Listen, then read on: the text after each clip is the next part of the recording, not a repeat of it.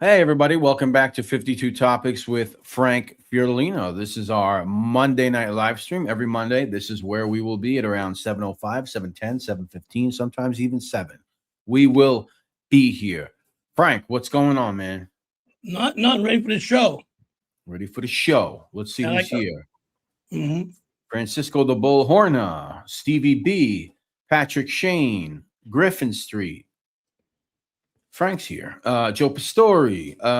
Who else is here? Who else is here? We have Becky Town. We have the great, the amazing, the powerful Roro G. We have the great Lisa Pizzatola. We have Chris the Sultan and Joe Root. What's going on, buddy? How are you? And the great BTF Phoenix. Matt, what's going on, buddy? You're great too. You're great. You're all great, actually. Alan Sadicario. What's up from Staten Island? What's going on, man? How are you? Mid Village, Mr. Puppet. Brian G. Wild Rose County, Proletarian Scumbag, Wash and Wear Bandit, John Sidlitsky, PJA K7Q. All right, a lot of people funneling in. We got 60 people already. It's barely a minute in. 60 people already packing the Not house. bad. What's Shout going out. on? Look, Giacomo Amato. Hey, friends, please. buy my Hello, book. friends. Please buy my book. Oh, thank you. Okay, you are welcome. Janine Puccio, how are you? What is going on? Good Janine, to what's see going you. on? Ex-Ridgewood girl there. I don't know if she still lives there. Ira in Staten Island. Ira, welcome. How are you? Ira in Staten Island. What's up, Ira? Ira in Staten Island. Ira, welcome. How are you? Ira. What's going on, Ira in Staten Island? Remember, Jabba Chamberlain is not a starting pitcher.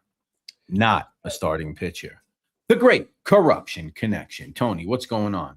Godfather Cali, what's going on? Shout out to Southie out there in New Hampshire. Shout out to Southie. Shamrock Auto. Check them out. If you need a car, something affordable, go check them out. Yes, sir. Check it out. Shamrock Auto. Say what's up to Sally. Tell him 52 Topics sent you. Right. I saw Giacomo's live right now. I guess that means he won't be in the chat. Yeah, I think he's trying to compete with us a little bit. That's fine. Hey, what's up, Farmer? Good to see you, man. Charles Nicholas, what's up? Hey, what's Yeah, up? he's trying man? to compete. He's trying to compete with us. That's all right. I mean, Yeah. you know, much love to you, Giacomo. Who's better than you, buddy? Who's better than you? Participation Anyway. trophy for you, Giacomo. Hey, what's going on? And the big what's going on right back at you there, buddy. Yes, sir. Yes, sir. Ira in Staten Island. He says Giacomo was running the San Gennaro feast this year. Very true. Very true. Very true. I don't know why you got to tell us. We know that already. Don't break news that's already been broken on this channel, please. We appreciate it. Thank What you. was the news? Giacomo's running the San Gennaro feast, but we know that already. That's not, Yeah. you know, we don't have to. He's the talk about Fanucci of the fucking San Gennaro feast. You'll see him there with his white suit, that. getting saying hi to everybody. You know what I mean? Just Yeah, about- he's out there telling everybody about what happened here, what happened over here. This is the real place for the auto night. This is a real place here. that movie is bullshit. Right here, we have the Mayfair boys that hang out over here. Right. Oh, man. Oh, my goodness. Oh, my He was goodness. a grifter before he was a grifter. Yeah. Yeah. Scott H. So, 83 people. 83. Let a few more people come in, then we'll get to the show. start Just say the show. hello, hang out. Keep it Oh, loose. Italy, Bosnia. Remember that. Remember, pasta patata. Italy, Bosnia tomorrow. Italy wins. They go to the World Cup for the first time in 3 tries, and that's about 12 years, right? Or 8 years, 12 years. And Bosnia going for their first time, so good luck to both teams. I'm kind of like had it with Italy after the last 2 World Cup qualifiers, but I don't know. We'll see.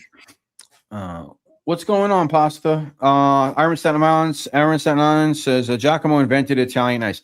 Yes. For those of you who don't know what Italian ice is, that is the immigration custom enforcement solely targeted at deporting Italians out of the country. I don't know when it started, but that's just one of the new ones, guys. He uses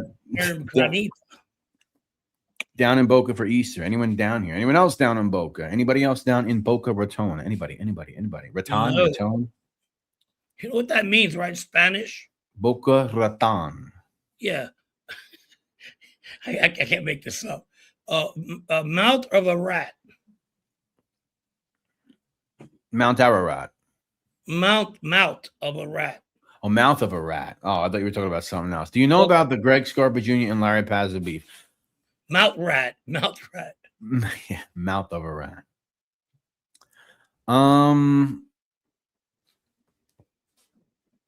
What is that?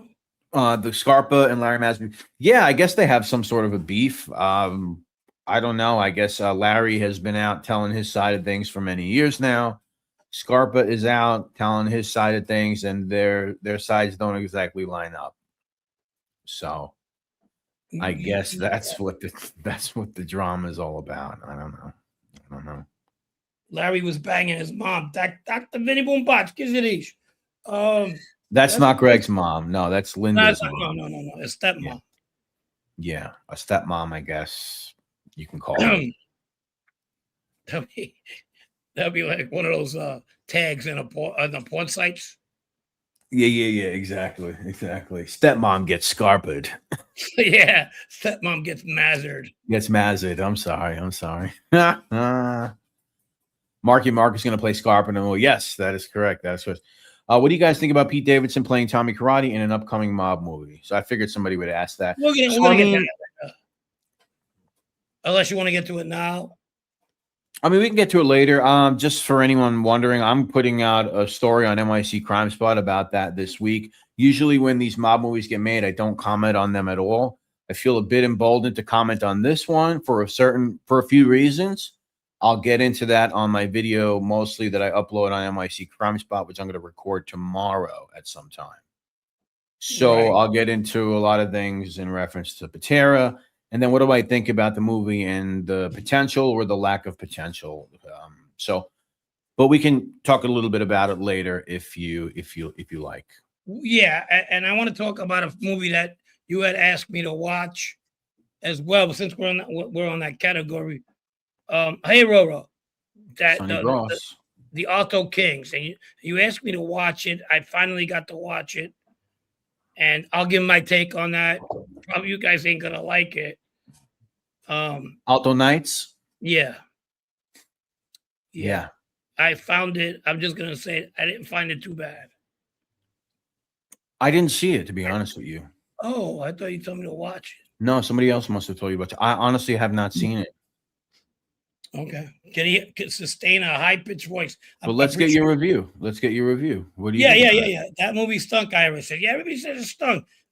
Look, I'll do it now since fuck later, and then you can talk about the karate one and how you feel about Davidson playing his part. But no, not really. I kind of, in a historic sense, I don't know much about it, but I felt that it came across straightforward. That, you know, now I don't know much about the two individuals, Genovese or Costello, much about them. You know, I'll leave that for the historians. Maybe that's why they didn't like it. But it wasn't bad. I was more fascinated, and then I looked her up by Vito Genovese's wife, the second one, and her history. She was kind of big in the LGBT community. Is that how it goes? LGBT community in New York City, and she died in the 80s, and she had a whole bunch of clubs too. Some may even rumored she was a lesbian. Now, you know, you guys that fuck around all the time. I have a lot of lesbian friends, so I kind of found the connection and the character pretty close. You know, working for a woman I have for quite a few years that is a lesbian and tough.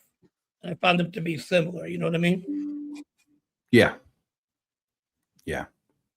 No, I mean, to my discredit, you know, I haven't watched it. I don't know if it's because I couldn't wrap my mind around the De Niro playing dual roles, or I don't know. I mean, something about it was just kind of like weird, I guess. But I guess I should make it my job to watch some of these movies more, I suppose.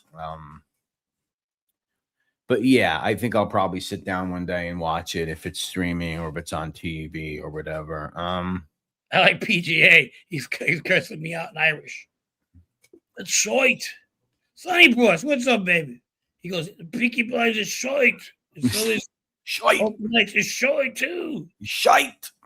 Thank you, Tobias Funk. The best show. God bless, guys. Thank you. Thank you, buddy. Appreciate you. Yeah, so I'll listen. I'll talk a little bit. I want to save a lot what I have to say as far as that karate thing, because I'm going to do an upload. We're going to go.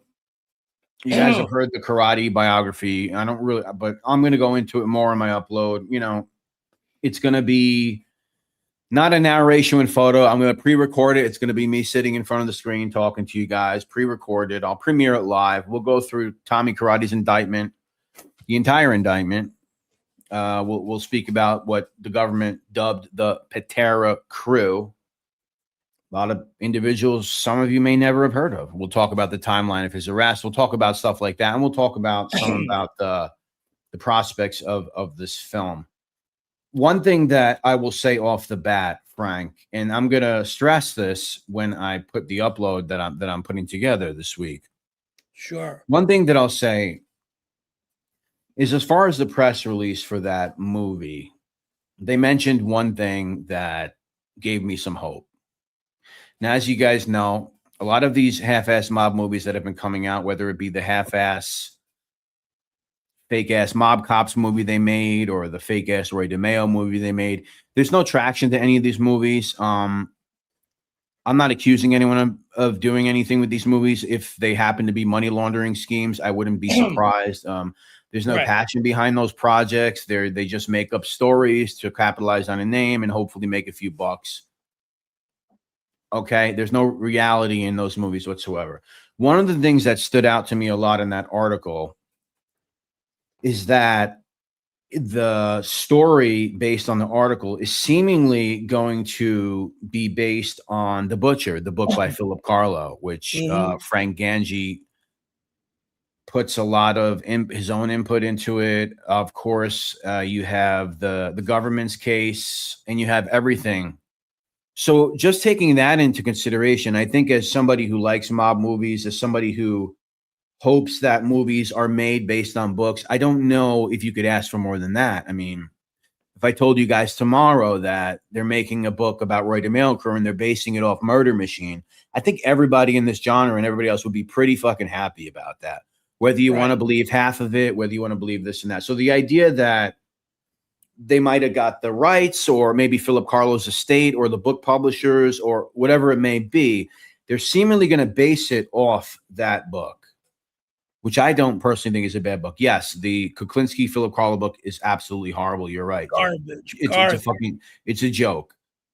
So I don't think you could ask for much more than that. I mean, if you would have, if you would have got that Momo, what the fuck is that retard's name that used to be on Entourage, Connolly, who makes these fucking terrible mob movies, who was behind the Gotti movie, who was behind that terrible Mob Cops movie with that other guy who made the terrible Roy DeMeo. If you hear a movie's coming out of that camp, just take it that it's not going to be good, okay? Just take it to the bank. So the idea, once again, that they're getting the inspiration, they're apparently going to use this book, and Pete Davidson, whatever you think about him, he's from New York. He's from Staten Island. He grew up on the borough where Tommy's burial ground is. He knows of the street lore, the legend that's coming in. I would think that he would probably not want to embarrass himself and mess that up. So those are some of the positive things I see now, and I'll speak more about that when I do it. What is your opinion on that? Yeah, I mean, he should know the history about it. Staten Island's not big, and especially when you're in the Italian Irish community as himself. If dad was a fireman, he probably knows people who know people who know people, his best friends. How can you not be in that inner circle and not know anybody in Staten Island? So he's familiar with the story, I'm pretty sure. I don't know to what extent. Can he act? He's funny. He's got acting credentials, but how good of an actor? Usually some of the best actors come from the comedic field. Right. So, you got Tom Hanks, for example, right? hell of an actor. Spencer Tracy back in the day, and these guys played good guys. It's harder to play a good guy in movies than it is a bad guy. Bad guys come easy, so I think he has a little bit of a head start in that. So who knows? Yeah. Is he too tall? Does he look like him? People don't care. People don't know how tall It doesn't. fucking Yeah, I mean Tommy that's Karate were, you know? Nothing against the Washington Bandit, but I didn't know how tall he was. yeah. I mean, when you film these things, I mean, it doesn't matter. I mean, listen, it's they film it in a way to even it out. If they want to make him look short, they know how to make him look short. I mean, yeah, Proletarian. I agree. I agree. There's some questionable things that he's done. I don't view the Butcher book as questionable. And once again, this is my point. If you're going to tell me that they're going to make mob books based on what went down in the trial, what he was found guilty of, what cooperating witnesses are there telling the story, which is what Ganji did with Carlo, I really don't think you could ask for more for a mob movie. Now, when you get into the avenue of just making things up, like some of the other movies that I spoke about, then I get it. I get it. I mean, even Wise Guy, right? The book. Goodfellas is based on Wise Guy, but then there's a lot of artistic license and name changes that Scorsese does, right? But the premise is there. It's somewhat real. It could relate to the real story. It's a classic, right? It is. I mean, it's based on the movie, the Goodfellas movie. Right. Nicholas Pileggi. I said it right. Yeah. And listen, listen, take it to the bank. Say what you want about Dominic Matilio or Vito Arena or Broadway Freddy or any witnesses or any cooperators in the Roy DeMeo case. If they told you tomorrow they were making a fucking movie, putting millions of dollars behind it, and it was going to be based on Murder Machine, I think everybody here would be fucking pretty happy about that. Yeah, there's got to be a lot of artistic,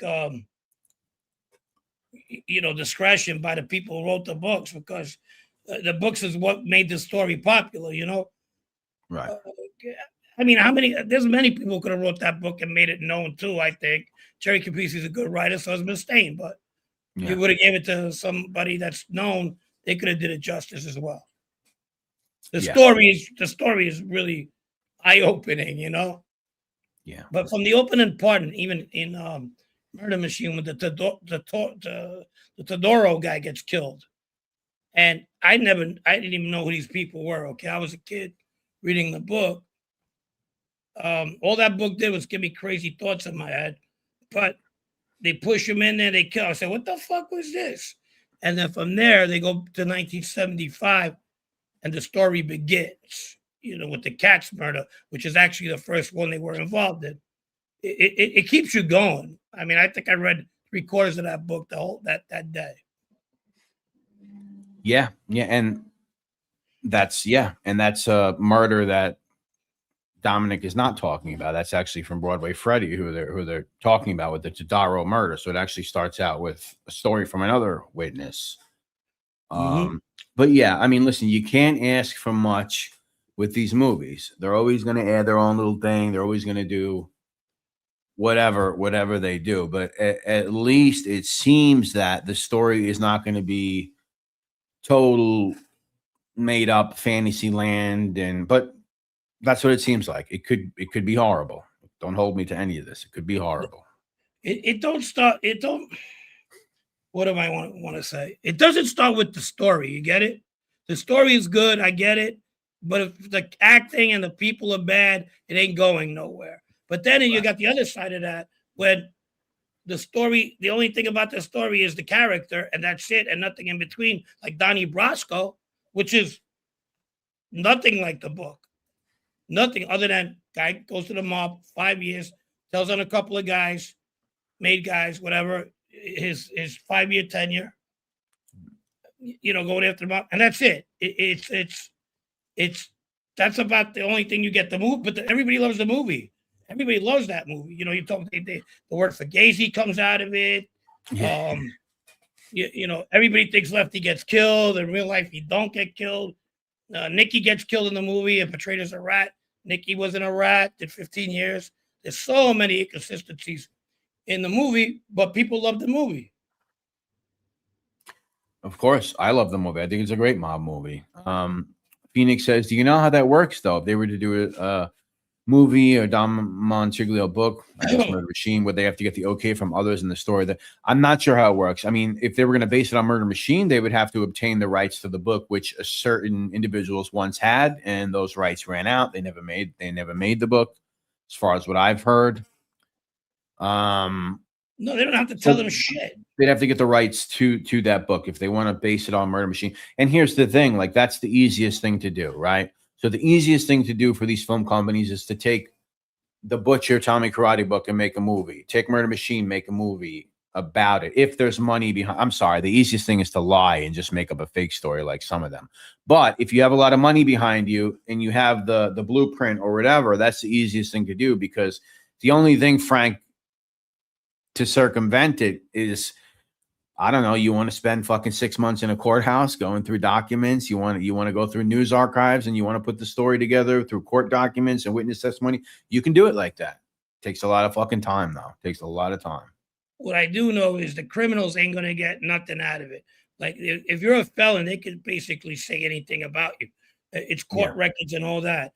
They can't go after your family who's never been arrested, and they can't talk about them. Like, I'll give you an example. Mickey Burke, James Burke's wife, they wanted her to use the Burke name in the movie, and they wanted her blessing. She said, "No, fuck you. I want $1 million." Yeah. Oh, wait. Then the fucking company was like, "Well, then you become the Conways now." They weren't going to do it. But they could write anything based on convictions, felons, and all that. It's the families they got to watch out with. And and the person who wrote the book, if it's close to the book, you might get a little bit of feedback, but not much, believe it or not. Yeah. And then listen, and then there's the other thing, right? There's the other thing. Tommy Patera is still alive. He's in federal prison where, unless he gets out, that's where he's going to die. So there's that side of the story that you're not going to get. And of course, you always keep that in the back of your mind. But listen, there's the government's case, there's the witness case, there's reasons why he's locked up. And if you're going to make a book based on that, like I said, for the 20th time, I don't think you could ask for much more if you want to watch a good mob movie. Now, yes, Proletarian, a lot of them lately have been duds because they're not really centered in reality. Some of them, more of like the B-level ones, I guess I could say. They're looking to double their money on the budget. They're not want to do anything really. Like if we'll do a $20 million one, if we could get even 30 million, that's a score for us. So fuck the quality. We want fuck the quality. They want quantity. That's what they want. Right. They should make a movie about Greg Scarpa. Where they're making a movie about Scarpa in the 60s. That's Mark Wahlberg is playing him with the whole Mississippi burning and all that other stuff. Did Pete Davidson at least go sit down with Tommy in prison and try to learn how Tommy's mind worked? What type of research? I would say 100% no. I don't think Tommy Karate wants a movie about him out there. I don't think Tommy Karate wants to sit down with an actor that's going to play him. I disagree with that. I would say... respectfully. No, go ahead. That's fine. That's my opinion. I do. Tommy's known to talk to a lot of people, Brett. People that he wants to get his story across, or people that might be not bringing his name up to a good level. So if he wants somebody to tell a story and they're looking at, I think he would allow somebody like Pete Davidson to go visit him. Now, how he feels after the meeting is over, I don't know. And this is based on, like, he was dying to come into the Messino case. When we were in jail, the co-defendant meetings, every time somebody would flip, he would send messages back through lawyers. Yeah, this guy was a scumbag. Frankly, what the fuck? I'll tell you something about him. Or this guy, back and forth, he would do that. He was like loving for people to come see him. I know, I get it. He was trying to help and everything, but I've known in other incidents where he would get involved with petty shit, like Jimmy Calandra probably talking about him and he didn't like it. So he'd reach out for another guy and say, "Hey." Well, like the whole Rosso thing or whatever that was. Or, yeah. He was known to do that. So well, he'd probably like it. Here's the thing, and what I'll say is that I was on Instagram and Mastiff brings up the paintings. I was on Instagram and I follow the guy who's friends with Tommy Karate, who helps him sell his artwork. I forget his name, but you know, they were real life friends. They speak on the phone, I imagine. He sells his artwork. He's in touch with him all the time. And one of the comments that somebody left was, "Oh, they're making a Karate Tommy movie. What do you think about that?" And the guy commented back to the guy and said, essentially, it's not good. He's not going to like it. And it's not going to be good for Tommy, because Tommy wants to get out one day. And that's coming from somebody who knows him. That's another point too, right? Yeah. He wants to get out one day. That's not going to help him for sure. Right. Listen, should that affect him getting out? No. I mean, why he's there and reasons why he might qualify to get out should be the only important thing. But public opinion, I guess, doesn't, could hurt you, of course. Steve wants a Demont. So I only have one Demont story. I was riding towards Steubenville and I seen his face. I didn't know where the fuck I was. It said home of fucking Demont. Yeah, I remember. I didn't know that. Jumpers, I can't take Davidson seriously. Yeah, I mean, you're right, Brett. I mean, if he wants to get out of jail, a movie's not going to help him. Well, that's not from me. I mean, that's from the guy who's his friend. I saw that comment, So I don't know. Listen, I have to believe that every guy that's in prison for life, whether they be a mob guy or whether they be whatever guy, always has something up their sleeve, thinking they're going to get out, always working on their case or whatever it may be, trying to hopefully someday get out. Kevin Connolly launched Skinny Joe Merlino podcast until Joey found out Kevin was collaborating with cooperators. Is that what happened with that? Yeah. Go make another terrible movie, Kevin. Go do another money laundering scheme. Frank, Frank, you go ahead, read it. Christopher Drager. So Frank, were you sucking on your baby bottle when Amato, he makes Amato, Giacomo was out on the streets or whatever the fuck the Sicilian name is, laugh out loud. One of the funniest comments I've ever heard in my life. Yeah, I guess. I mean, what the fuck? He was sucking on something else, though. What the fuck? Anthony Rinaldi. What do you guys know about the Los Angeles crime family in California named after Sicilian Jack Dragna? Law enforcement and prosecutors used to call them the Mickey Mouse Mafia. I've heard of that. I've heard of Dragna. Honestly, I don't know much, Rinaldi. I can't say I'm very schooled on the LA mob. I'm Francesco Rinaldi. Remember the sauce? Francesco Rinaldi sauce. Yeah. Fish, what's going on, buddy? How are you? Brett is Nadu working for Barstool. As far as I know, he is, and it all stemmed from some sort of wager or thing that went down. Apparently, Jeff will be having another Barstool podcast with his Barstool rival Rico Bosco, who doesn't seem to be happy about it. But that's the state of affairs right now. That's what I heard. I haven't asked Jeff about it, but that's what I heard. Jeff Nadu. Answer this question, Frank. Ira from Staten Island. What should I order from the Chinese restaurant? I'm starving. I would go with the traditional, what is that? Beef and broccoli. I would go with. Okay. These days, I go for the egg drop soup. Okay. And I'd finish it off with a couple of egg rolls and a Diet Coke. Very nice. You know, the best Chinese food I ever had or Asian food is here in Seattle. I hear they got a great Chinatown there. A lot of good Chinese food over there. Well, there's a lot of Asian food, Southeast Asian. So, there's a lot of good Vietnamese spots. A lot of good Filipino joints, Thai food, if you like that kind of stuff. Like Love Chinese, it. I asked for duck sauce when I first arrived. They looked at me like I had fucking two heads. It's called mandarin sauce here. Oh, is that what they call it? Mandarin sauce? Yeah, mandarin sauce up your ass. I kind of miss the packages. You know the packages they give you back home? Yes. Yeah. Dino 40 says he'll have the cream of some young guy. Thank you. I'll tell Benjamin right away. We'll get to ordering that. We'll let Tony Pizza know. He likes that too. All right, so we're on a good note. So, okay, guys, before I forget, congratulations to everybody back home. St. John's, you did great. Better luck next year. That was a great game with Duke.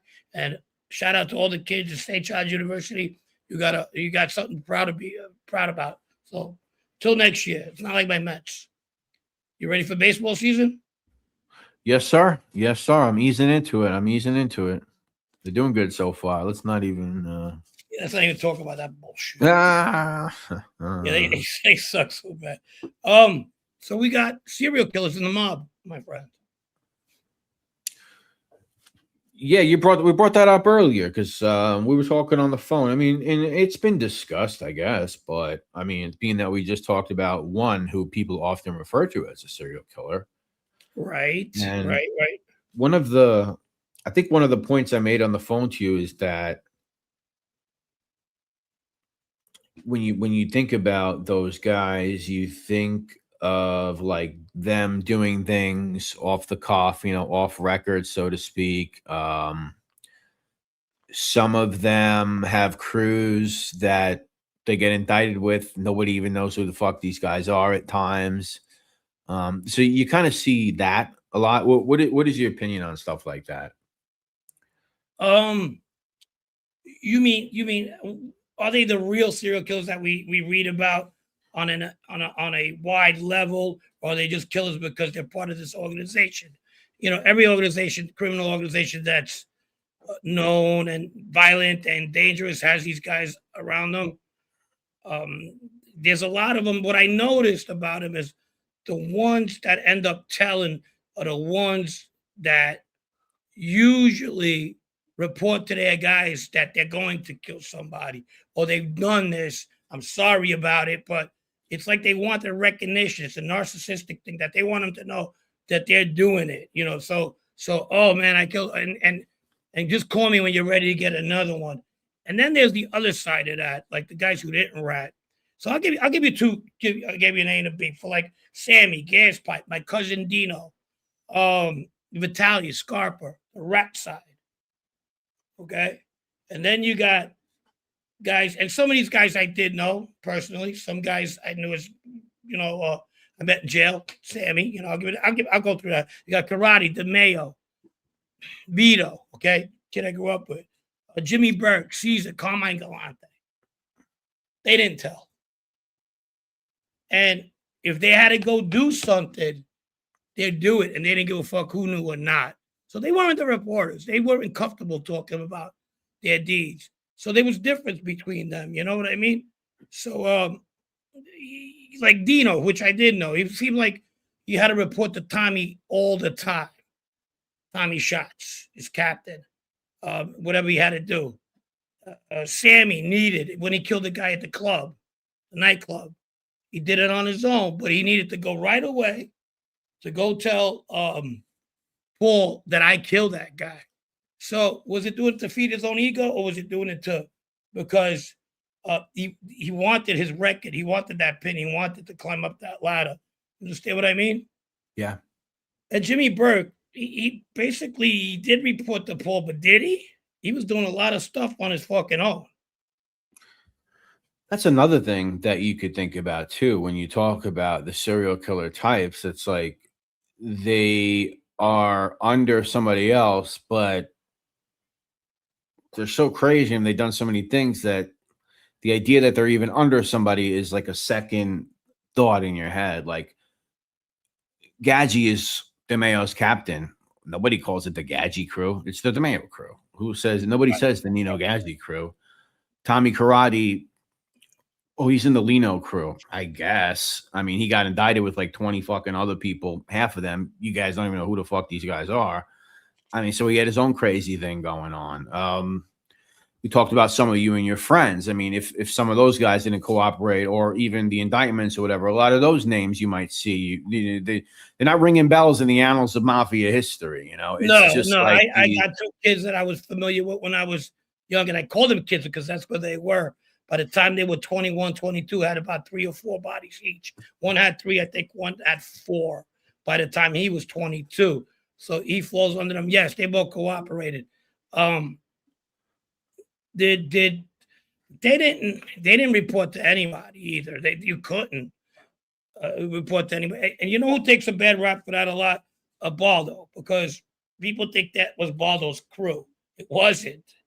Barlow just had them come there to the place, and at the coffee shop. If you needed them to go bust up a place, or you need them to go do something, or even considered it one time fucking taking somebody out, it wasn't. He had to go through the fucking had to go through to certain sources to go fucking talk to them about it. You understand? Yeah. That's where they get they refer to Janiti crew to guys that work for all these different people. They didn't. They just did everything on their own. Yeah. Yeah.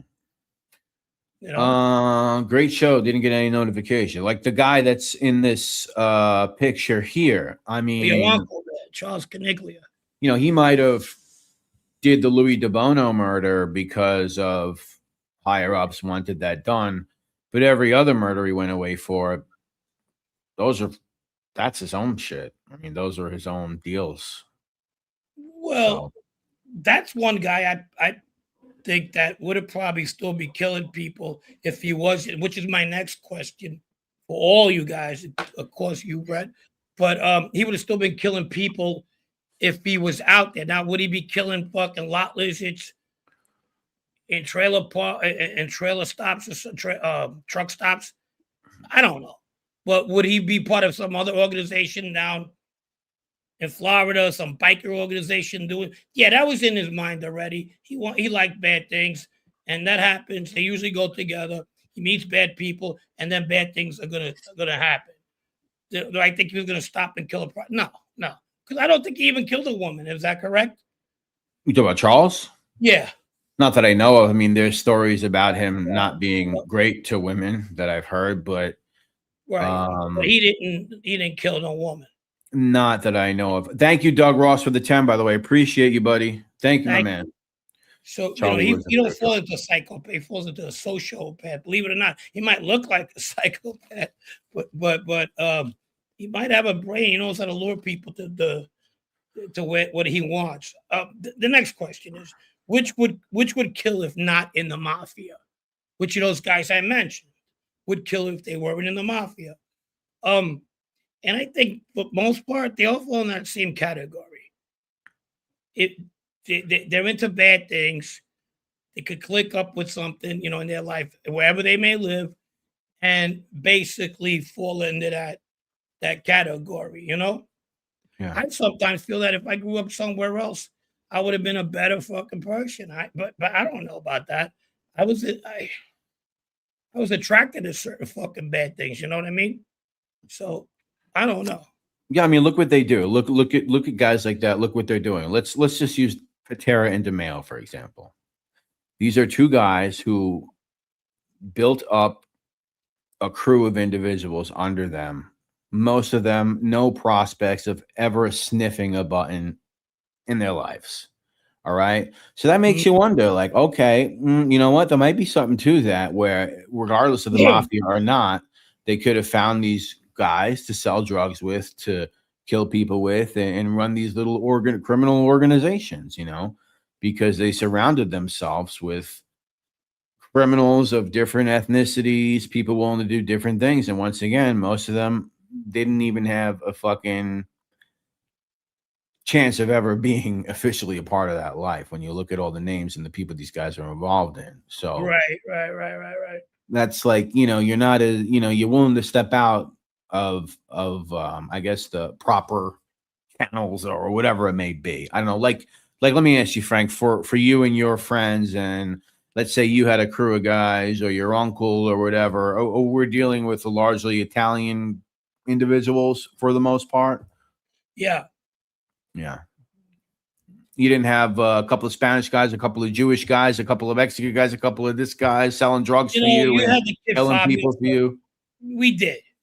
Few, like kids growing up. Not my uncle. The Sicilian guys were into bringing outside guys. Now, since we were first generation and some of us were born here, we started hanging out with a couple. There was a Russian kid that worked at Fabio's and Paul's pizza shop in Manhattan, right? He came in all Russian. He looked like the part, fucking central casting. His name was Alex. He was his name, I'll break you, everything, quiet guy. And Paul loved him, Fabio hated him. He ended up talking, you know, you know what I'm saying? So, but that was always the thing. There was another kid used to come around. They didn't like you. They already labeled you already. It was hard to have outsiders, even Italian Americans. I mean, Vito was Italian American, but outside of him, it was basically 80% Sicilian. I want to say shout out to Roro who just sent a cash app. Thank you so much, Roro. Thank you. That means a lot. Shout out to Roro. Thank you, guys, and I'm glad. Thank you know, you. I'm glad that you guys. We took those what do you call that? The membership out until we could do something better for you. Until then, it's all good. It's all good. It's all love. Second question: Scarpa had a free pass. Was he still a killer, or was he not? Was he? I mean, he'd been killing people like Whitey since the '60s. Did they feel inside that they had a pass? Does he get a pass? No, I'm saying did he kill as much because he had a pass? I mean, I think at some point, yeah, for sure. I mean, well, he was there was a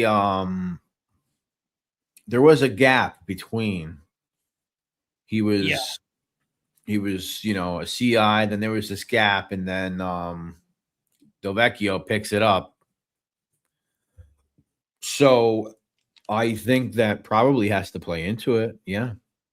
Right. Yeah. What happened to the memberships, Frank and Brett? Doug Ross had asked. We just figured that we couldn't give you guys enough content and other than what we put out already because we have jobs and we work. So until we do, or we'll give you more shows, more lives, we'll entertain that again. You got anything? So Jersey 105. I could say this: there was no crew that we would stand down to unless it was out of respect. We went to war a few times with Philly guys and Brooklyn dudes. They never showed their face again. Jersey's been in some battles. Gotcha. Yeah. Clayton Upton. I wonder who he would make his underboss. Who is that? I'm not sure. Once you cross the bridge of murder, what's the difference between 1 and 10? I don't know. Life and, I don't know, 20? I'm not sure. They would talk about the guys that didn't go to their guys to ask what they were going to do. And what that comes to mind was one that ended up getting killed. You know, he didn't go to anybody, just how he answered his boss and ended up getting killed for it was Caesar Bonventry. Okay. He was killing people. He was killing people left and right. There's a lot of unsolved shit in my neighborhood that fucking people either dead or just not around no more. Who knows? Yeah. And he was part of that. So he basically told the boss over a fucking drug argument to mind his business. So you think if he wanted to go kill somebody, he was going to tell Phil Rostelli for permission? No. So that's science fiction, guys. If you think that's part of that world, Karate, when he fucking was doing a drug deal, somebody had to die because of drugs. And now he's going to go to his guy and tell him, hey, we got to take this guy out. Why? Because he owes me for that fucking couple of kilos, 110 kilos, 5 kilos, whatever. You think he's going to tell him, yeah, go ahead, bro. Just give me what you got. Yeah. No, he's going to do it anyway. The male crew, they're going to do it anyway. Yeah. I think it also has to do with how much illicit activity are you really into? Then you got the overachievers that fucking want their bosses to know. I feel that Dino falls into that category. Vitaly falls into that category. Like Vitaly used to can't wait to go see his brother-in-law in jail to tell him who's talking shit about him, who fucking might be a rat, who's stealing. So like that, he could get that fucking hit. And he has another one on his fucking button. That's that. And Sammy's the same way. You know, you guys could give me a hit that Sammy copped out to it. And I think he copped out to all of them. I'll be 90% sure on that. Why would he be stupid? And I'll guarantee you he asked permission or he went up to his boss after and told him right away. You know what I mean? Yeah. I do have a question that came to my mind recently about Yo! Sammy. We'll go over it. We'll go over it in a few minutes. My neighbor's Frank, always do you remember BTS in the 90s? We got them for 250,000 cash. What's BTS? I don't know BTS. BTS. Unpack in the house. Is Unpack in the house, Francisco? Who's Unpack? Basta. Unpack, There he yeah, is. I see Basta. He was over there busting Amato's balls. What's up, Ankle? What's going on, buddy? Ankles Productions. What's Here up, we go. classic That's guy? beautiful. JM says, "Do you believe Joe Messina was a driver in the Galante hit?" I've never heard that.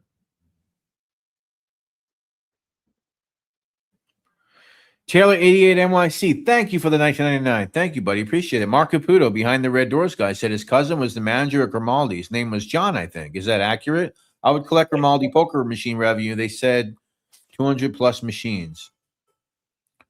John from Grimaldi. I'm not going to answer that because I'm not going to answer that because that's not true. Half of that fucking that whole statement's true. I don't know. Listen, I wasn't there. The last time I was there was in 2000. I managed over there with myself. I did know with John, but I don't want to get into that either. And them having 200 machines maybe wasn't around my time though. No. Frank, did you ever meet Renee Graziano's husband? He was in The Life. Renee is the daughter from I guess they're talking about Junior Pagan, right? Of course. He was my co-defendant. We got locked. Talk about Grimaldi's with the co-defendants as well. We were the first 14 to get locked up, and TG and Hector Pagan, aka Junior, was on that indictment. Brooklyn Terror Squad. Huh. Interesting. Oh, Brooklyn Terror Squad. Notorious gang that played a significant role in the NYC rave scene. They were known as the violent behavior responsible for many incidents and rapes. Oh, interesting. That was like probably in Manhattan, maybe? Ecstasy Bandits, the story of 90s New York City rave scene gang BTS. Interesting. Must have missed this one. The only terror squad I know is, Fat Joe and those guys, I guess. I don't know. Yes. There was the kids at Ozone Park, the Young Guns, and I was real friendly with a few of them. They were pretty no nonsense. Somebody wants to know what you thought Vito Grimaldi's opinion of Messina was. He never said a bad word about him. He liked him. Proletarian 187. Frank Panessa said Bonventure was too greedy and stepped on the drugs until it was garbage. Pissed a lot of people off. Lou Diamond, you mean Jew Diamond Phillips? He's not here. Have Dave the Jackal. Who's Jew Diamond Phillips? Shout out to our man Luke Cashman out there. CJ, what's up, buddy? Good to see you. Lou Diamond Phillips. Brian G says Caputo's not telling the truth about his backstory. He got chased from the neighborhood. Is that right? I wouldn't know, but that's interesting if true. Big if true, as they say. There was two Johns in Grimaldi. I'm not gonna. Oh no, Fish. Are you hanging out in Giacomo's? You don't know what hit him now. Gio doesn't want to play with me. He said, "Go back to Fish." Who is the guy? Did it go like this, Fish? Who is the guy over here? Who is this guy? Fish. Crazy. You need to go back to 52 topic. I see guys go over there and just play nice with him, just to fuck with him, because I know who you guys are. It's funny. Frankie, you ever hear any Mad Dog Sullivan story? No, Albanian youth. That's way before my time.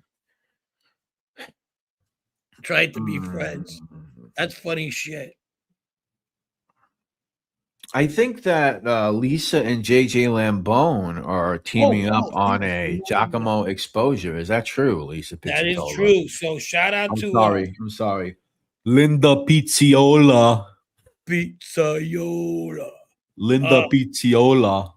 They're basically going to read out his book and dissect it piece by piece. David Price, what's up?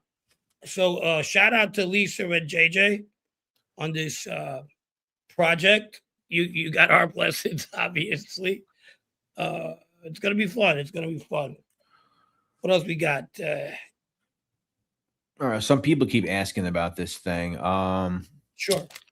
Did you see the American Made refuted Casman's story about the breakup? He said there was no loan; it was an attempt to shake it. I did see that, and I didn't ask Casman about it. I don't know what to make about it. As I always say, I don't know the first thing about it. So there's two sides. Why get what? Listen, if you're gonna give less money to somebody, be prepared to not get it back. You know that the old term is. And why take money from somebody if you didn't earn it? yeah, So, listen. you know, there's two sides to that, and I'll leave it at that. Yeah, remember, we were the bad guys for a minute when Lewis was coming on the show. It was like, I don't know, when Lewis felt that we sandbagged and we didn't. That kid had something to say. He goes, "I told you so." I mean, listen, I don't know. Like I said, and I maintain it before. I've never we don't need to spoken. compete with anybody. I've never spoken to. Go ahead. Yeah. Because pisses me off. I mean, I'm sorry, but we don't need to compete with anybody. I don't want to compete with the guy. I wish him luck. I really do. All right. But you think because Casman was coming here, we were competing with you, we were taking him here. He came here on a as a guest. Right. And even up to today, he's still a friend of mine. You know, if he wants to come on, he comes on. You know, I mean, nobody owns anything on this. Believe me. But you think Giacomo competes with me? I don't care. Even if he did. Yeah. And listen, like I said, I don't know him. I've never spoke to him. I said some nice things about him last time, actually, as far as some of the interviews he's done. I wish everybody well. I don't, whatever it is, I don't have anything. So, and once again, you have two sides of the story.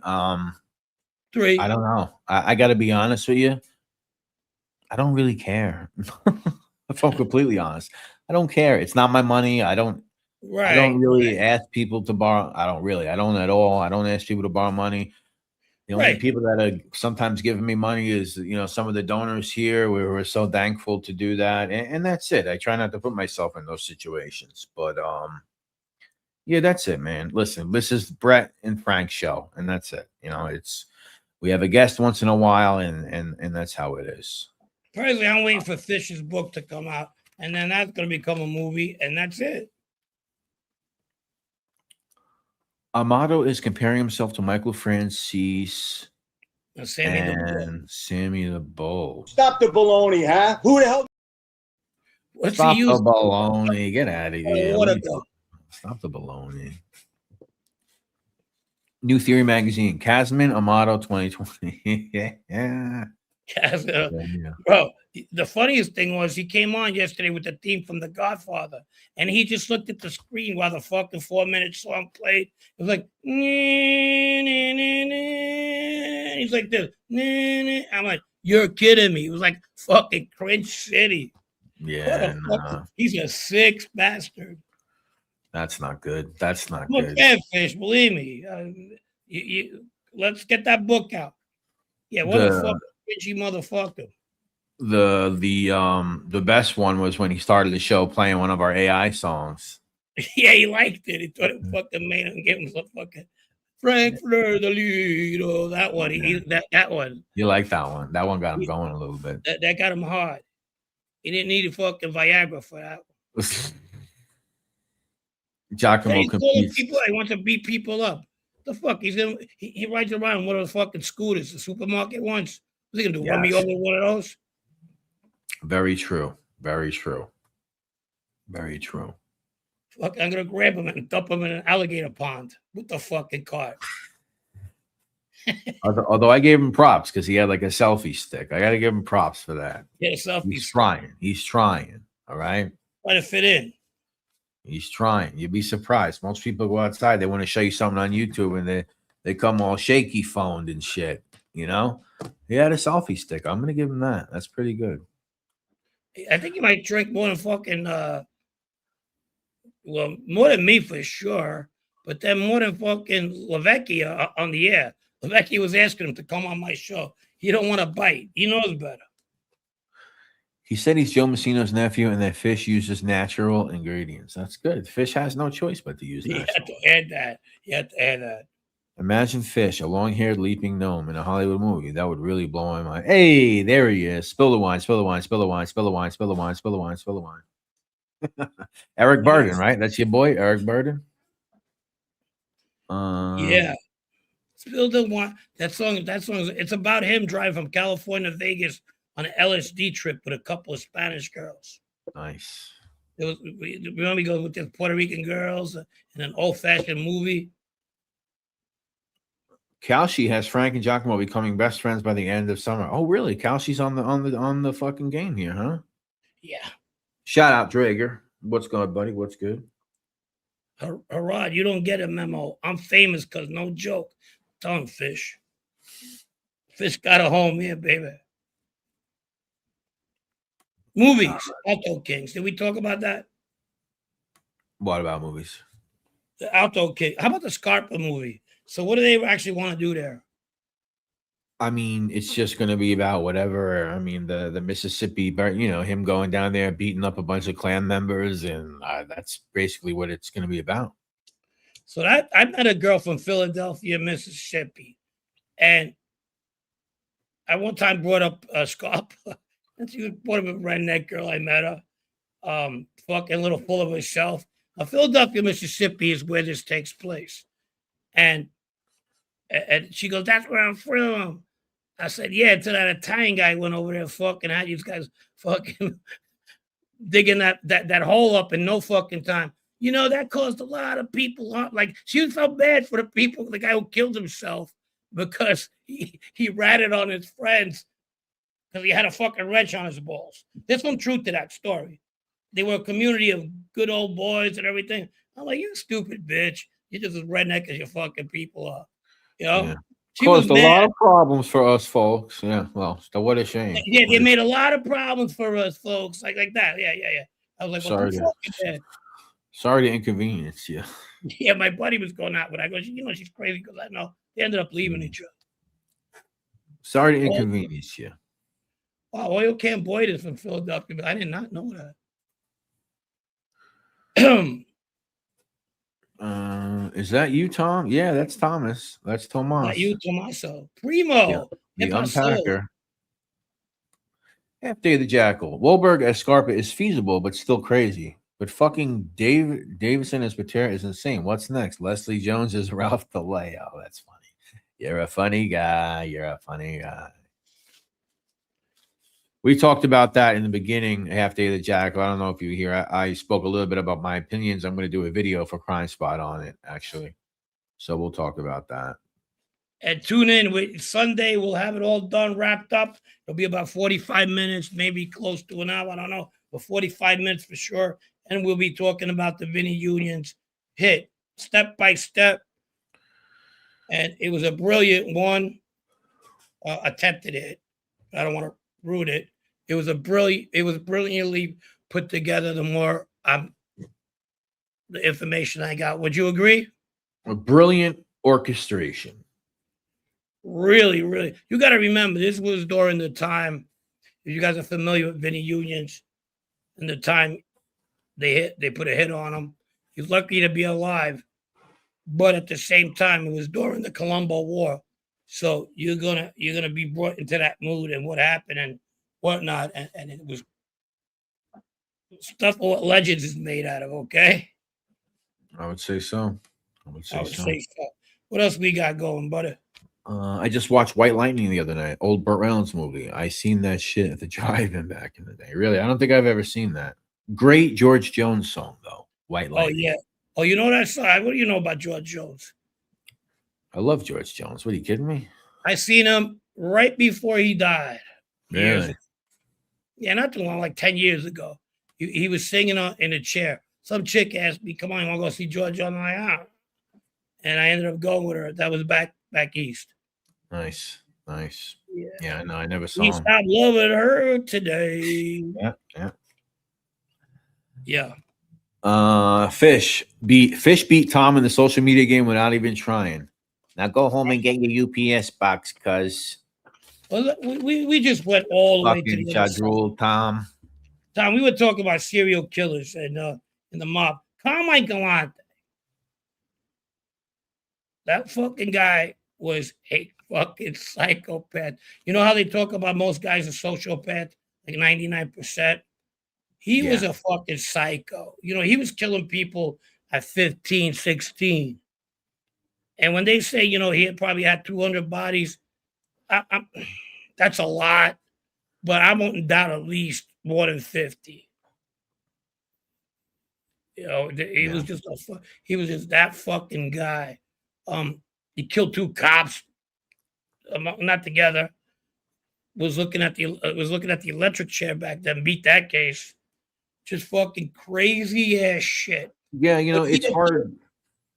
Huh? No, go ahead. Would he have killed if he wasn't in the mob? Yeah, for sure.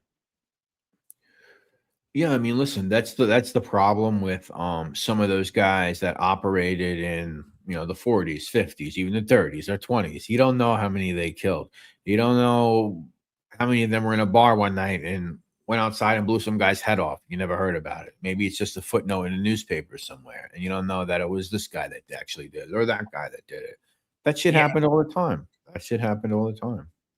So yes, so you know that you put him in the fucking mix. You know what's crazy about him? I got an interview this week with O.C. Shorts. talk about that. Oh well, yeah, that's we're going to talk about the leadership of the Bananos over the years and how they differ. I'll talk about this.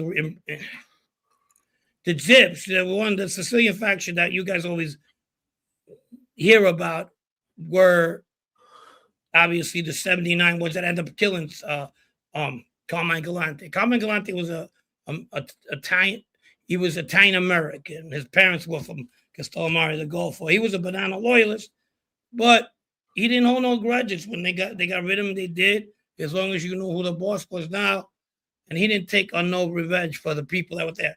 But the Gregorio crew, which my uncle was the second in command in that crew, my uncle John, they were the original Sicilian Zips, kind of, and they were the ones that were going against the older regime of Bonanno, who was here at that point like 30 years, and the more of Italian American, the Italian American Castellamarese group, and that kind of went that way. Then after they got broken up and they all went their separate ways, with the help of the Gambinos and the Genovese family, they broke up that family, and then they put 2 other guys there. One was Evola, and then the other one was Shaka. All right, between that time, and then Galante comes out, and he was the one who brought the New York City Bonanno guys, Italian American guys, the Presenzanos, all those guys that.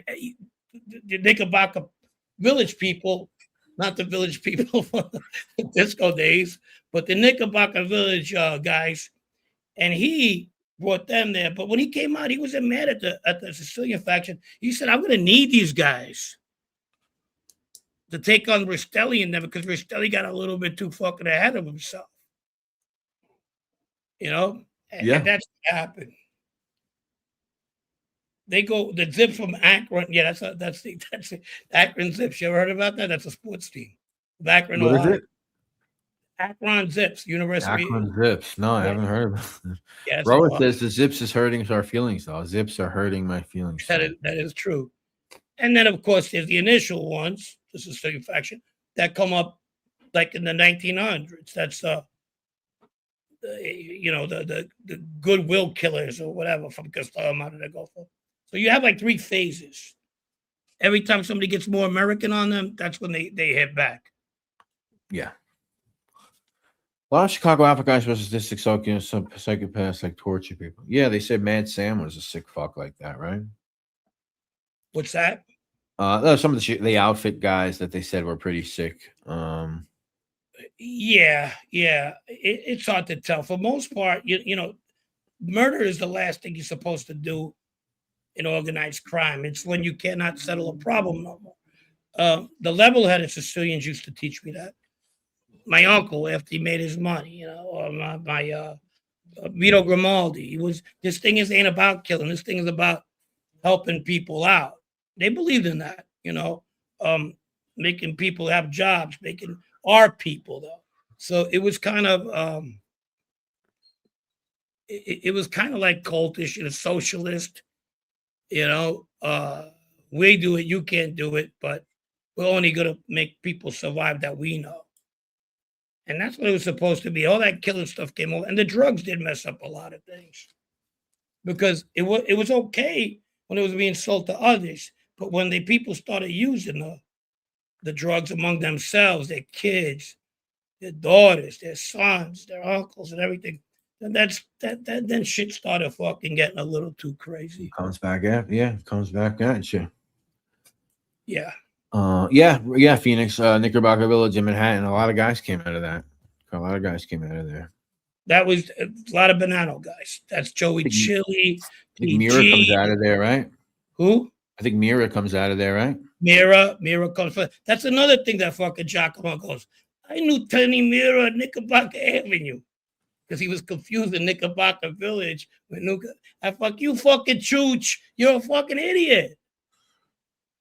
Ugh. It's Knickerbocker Village. The Cantarellas, Joey D'Amico. The list goes on. There's so many people. Lefty Ruggiero. I believe the Sabellas came from there too, and they ended up moving to Staten Island.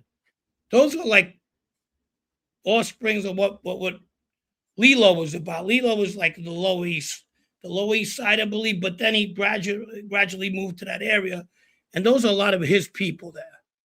You see, that second Bonanno war doesn't start with Magadino pulling the fuck and putting gas on there with the Gregorio and all the other Sicilian faction zips. If Carmine don't go to jail in 62 because he got so much fucking pull, he got so many hitters. That don't happen. So, but he understood. He remembered. He was like, well, okay, that was then. This is now. He's back up fucking Arizona, but this is my fucking family. And he wasn't wrong though. It's just that he fucking pissed off a lot of people. Drugs do suck, Henry Rocco. It was just too crazy. Yeah. Primo, thanks for the $5, buddy. He says, Frank, do you know Frank DiMatteo? He was the first genre guy that reminded me of the guys he grew up around before there was a genre. Yeah. No, I believe his family, like I guess mine with the Bonannos, his with the Colombos. I don't know if he was involved or in the Colombo family. I don't know because I wouldn't know. But yeah, he speaks of Joe Gallo a lot. I think he wrote a book on Carmine Galante, and I kind of felt that he did. Yes, he did. Yeah. The P word I always use. I kind of felt that way. Go ahead, you can say it. Perturbed. I felt perturbed. He was fit to be tied, so. Yeah. No, I like how he says, "Well, that's what happened." You can't tell a boss that. No shit, Frank. No shit. That's why he got killed. Yeah, we all know he banged on his own drum. He didn't give a fuck. How would you feel if you were the reason you could have took that fucking family away from Joe Bonanno anytime you fucking wanted? From 1957 to 62, I believe 62 he got picked up. Yeah, from 62. You could have took that family from him. You had the fucking clout. You had everything. You even had people who liked you at the time. But no, you didn't do it.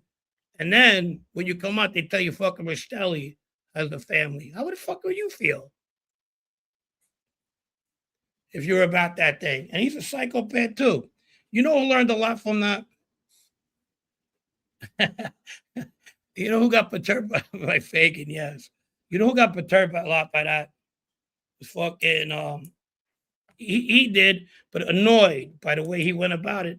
What was the Colombo, not the Colombo guys, but Gambino, Carlo,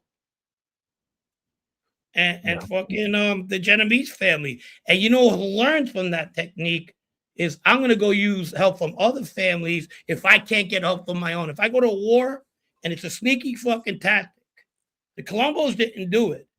even though like, and I give it to Carmine Persico, when he went to war fucking with Arena, John Gotti went up to Arena and said, "If you need any help, I got you," because he was getting used to that. He did that with the Bananos, and Joe Messina learned a lot from that.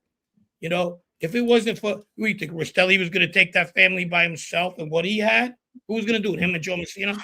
Yeah. He had the Gottis, he had the whole Gambinos, and then the minute he got the Sicilians to fucking click with him, the Banana Sicilians, then he got the Gambino Sicilians as well, because they were knee deep in fucking drugs anyway. Yeah.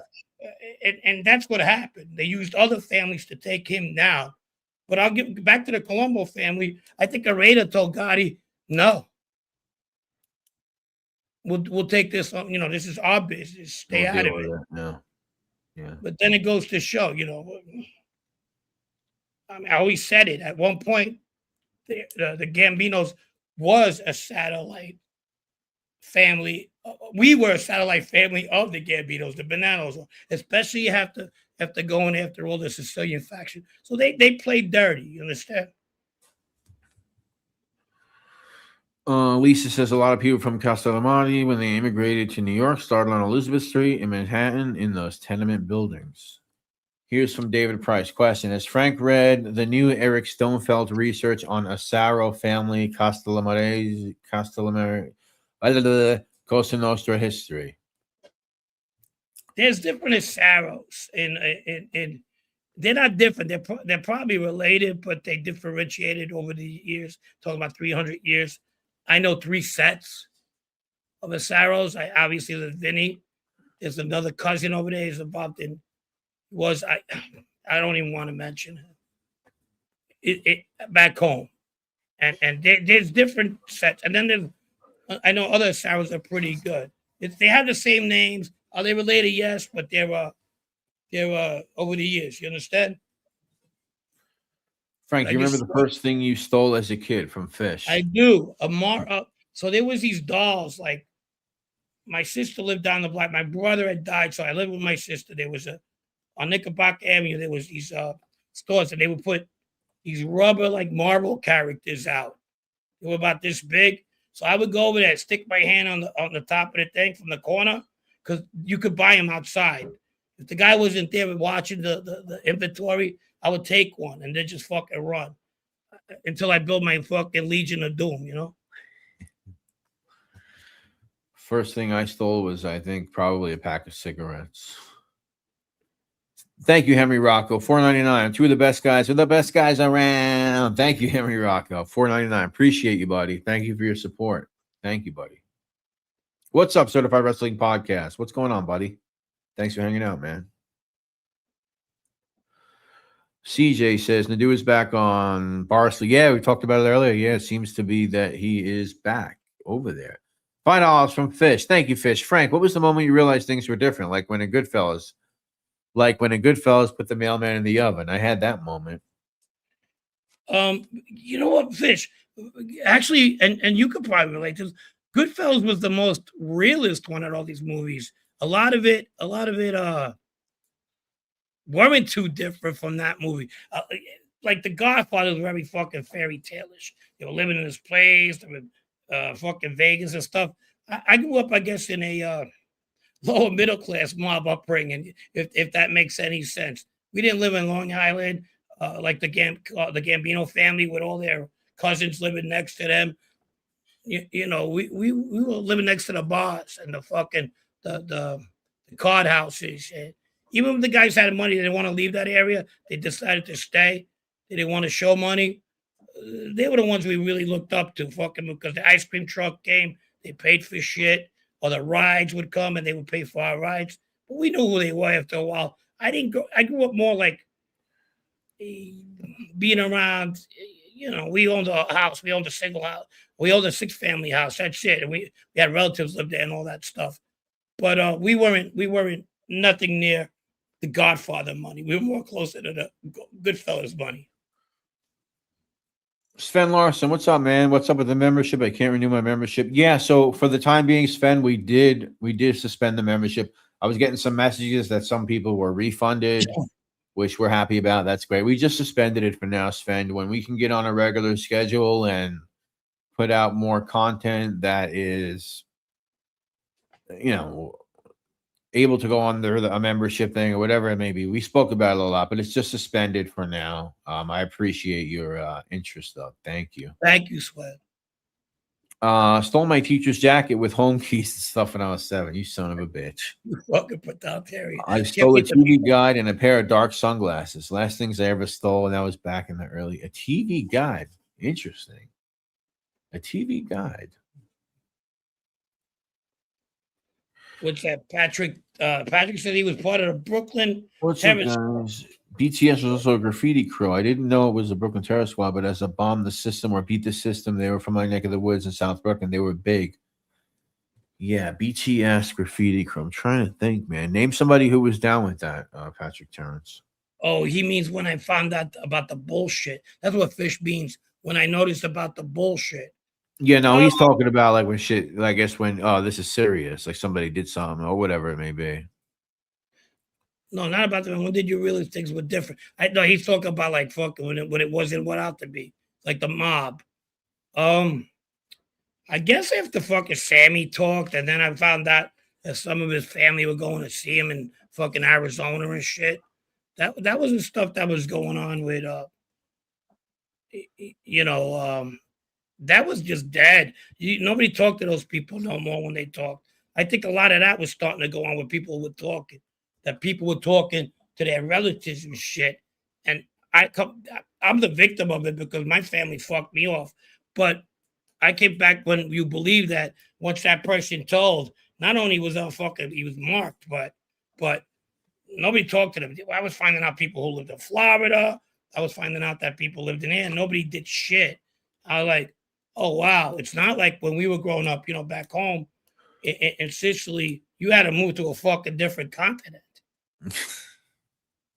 You know what I mean? So that's when I really started seeing a lot of the bullshit, among other things, the drugs.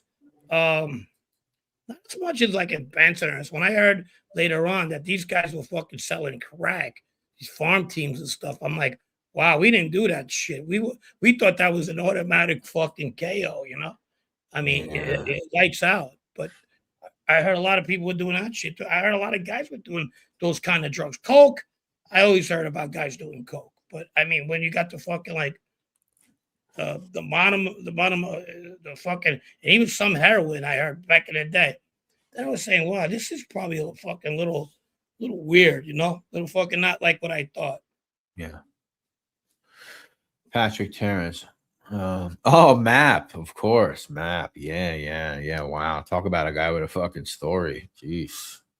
ES. Okay.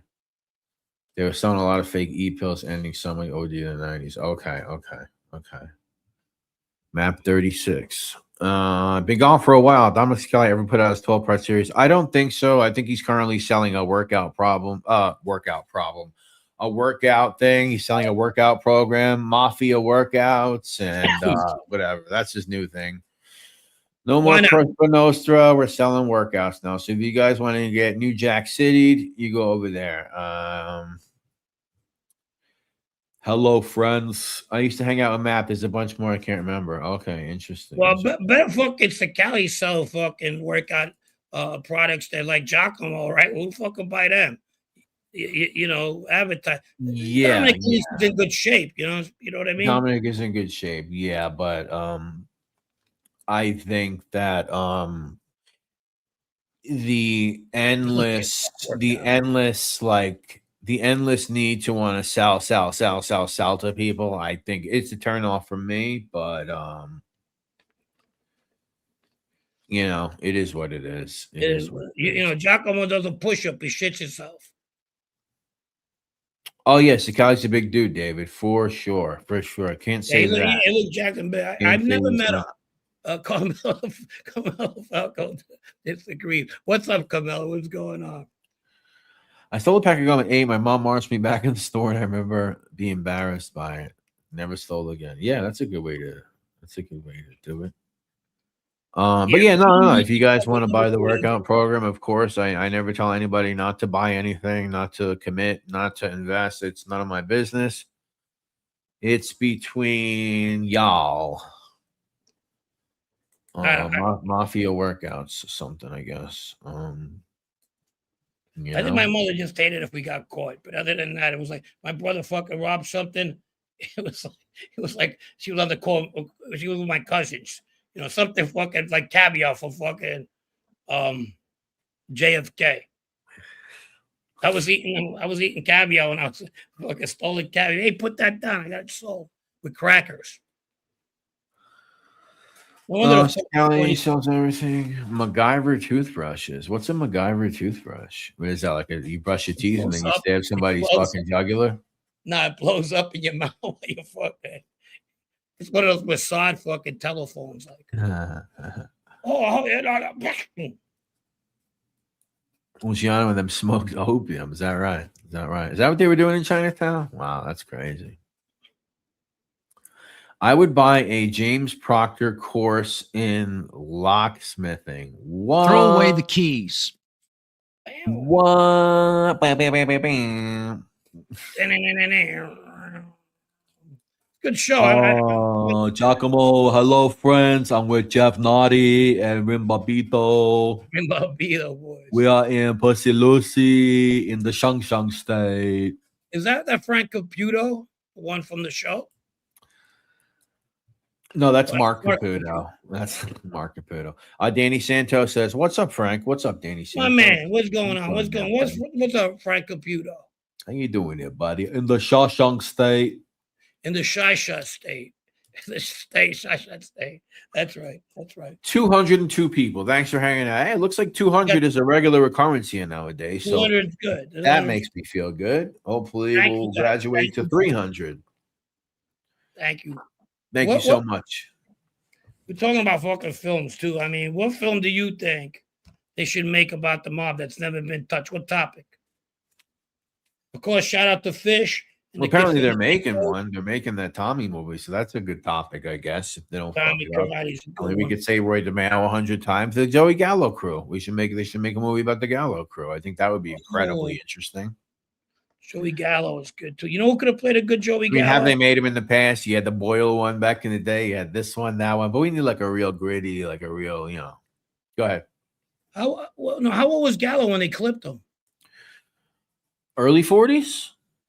Really? Oh, I don't know if they could do it. You know who would play a good Gallo? Who? Johnny Depp. You think so? Yeah. But I don't know if it's too late for him because he's like 64, 63 years old. How old back in the day, he would have played a good one. Huh? He was 43. Yeah, early 40s. He was 43 when he got clipped. But back then, he looked older. So he looked like 50. They could take 10 years off of that. But Carlos said it was his 40th birthday that night. You're right. You're right. April 7th, 1929 to April 7th, 1972. Yeah, went out on his 43rd birthday. Yeah. And then they said, "No more for you, Joey. No more for you. This is your last birthday." So basically, they say when they clipped him, and I don't know how true that is. This is when we would like to have Frank DiMatteo here. But when they clipped him, he was pretty hard to get to. They were like, "Fuck, he's got his kids here, but you know what? He's never around. Let's just get him now." Yeah. So obviously, I mean, not obviously, maybe people don't know. Carmine DiBiase, Sonny Pinto is the one that kills Gallo. I think that's accepted at this point. Now, the weirdest thing about, I don't know if Frank DiMatteo buys this. I know that other guy, who's the guy from my area that used to be around the Gambinos and he writes the mob books now? Gambino associate, car thief, Gambino associate. I'm stumped. The fuck is it? You guys know he's writing the mob books now. Gambino associate was around Junior and them. I don't know. The fuck is that guy's name? Ferranti. There you go, Ferranti. So Ferranti has repeated this. I find it hard to believe. a lot of these guys think that Sonny Pinto died like as a fugitive or whatever, like in his 90s in the 2000s or something. I don't know what evidence they're using for that. I personally don't believe that. If anybody believes that, let me know and tell me why you would believe that to be true. Maybe Mr. C over here. Maybe we'll get on that one, Carlo, because I don't believe it. You know what's interesting about Sonny Pinto, right? So,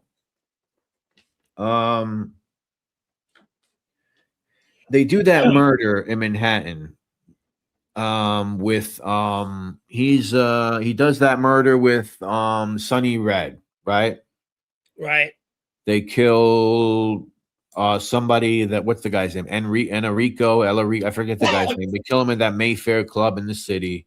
That's like 60s, right? And, The 60s or yeah, 50s. 60s. I'm pretty sure the 60s. And then basically, or it might be late 50s. I don't know. He was a fugitive from that for many years until they caught him, I believe. And basically what happens is Sonny Red goes away, and I think that guy was like a really good friend, actually, of Sonny Pinto's. I don't know, even remember why he killed him or whatever, right? But if you remember, after the Gallo thing and all that thing goes up, these guys actually, I remember Trinchera, he ends up in court for something around that time, and a bunch of other guys end up in court because they're accusing these guys, if you look into it, they're accusing these guys of helping Sonny Pinto hide out somewhere upstate in some house. And they're asking him about Pinto. They think that they were hiding him or something. So one of the notions that you can say is that these guys might have murdered Sonny Pinto themselves and buried him somewhere. And that's why you never heard from him again, which might make sense if he in fact did do that. Maybe it was too much heat. Maybe he's a fucking nut job. Maybe they killed him in that house. Or you can go with the thing that Sonny Pinto lived on the run as a fugitive for 60 years and died peacefully in his 90s in the year 2000. Yeah, right. I would like to see evidence for that. I don't know where these guys are getting that from. If anyone else has ever heard that, some people say that. Sounds a little fucking crazy to me. Sounds a little crazy to me. Oh, yeah, for sure. For sure. Anyway, that was a bit of a tangent. Yeah, something happened to that fucking guy. Either he just left the earth for good, or just hid very well. I think he was murdered. I think they murdered him. I think they killed him. Henry Rocco 7994 sent you another one that way. Thank you, Henry Rocco. Thank you, Henry. buddy. Thank you. Appreciate thank you, thank you for the cash. Thank you for cash apps. We appreciate it. It is the end of the month, so that's good. Thank you, guys.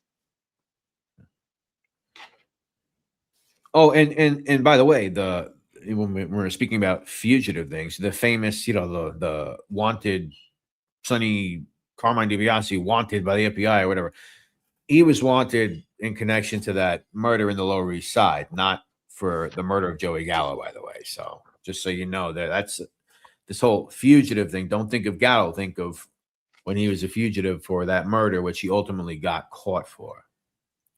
And he ended up doing time, but it's just a long story. He didn't do that much time. Let's put it that way, because he was out and he was able to kill Joey Gallo at some point. So Chris Walton says Bambi was a pole dancer. So what? So were most of my girlfriends. okay, I don't know where that came from. I don't know.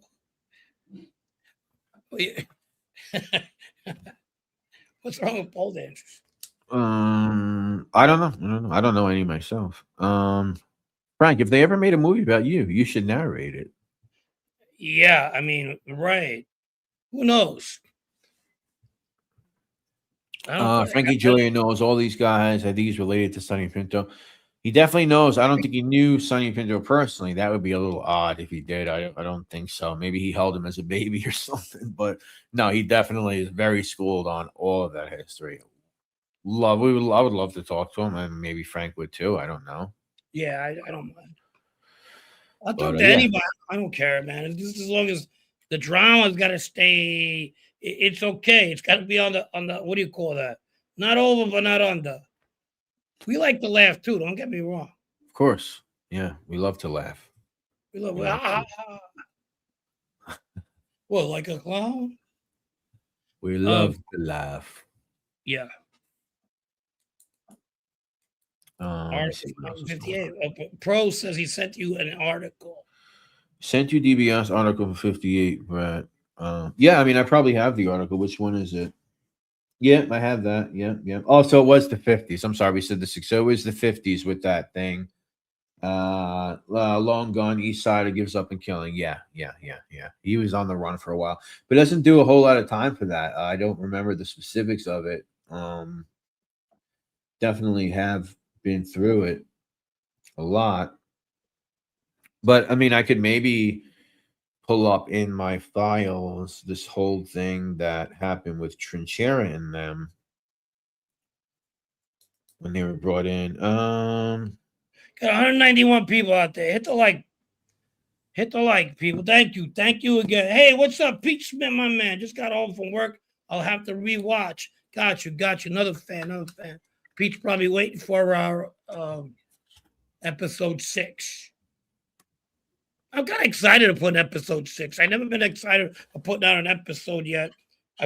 We worked hard on it, and it's going to be a good one. It's going to be, I say it all the time, a banger. What do you think? Oh, yeah, it's going to be great. It's going to be the most in-depth breakdown of that anyone's ever heard. Yeah, I just got to fucking take it easy, not get excited. You know what I mean? I'm telling a story. I had somebody tell me that. You know that? Yeah.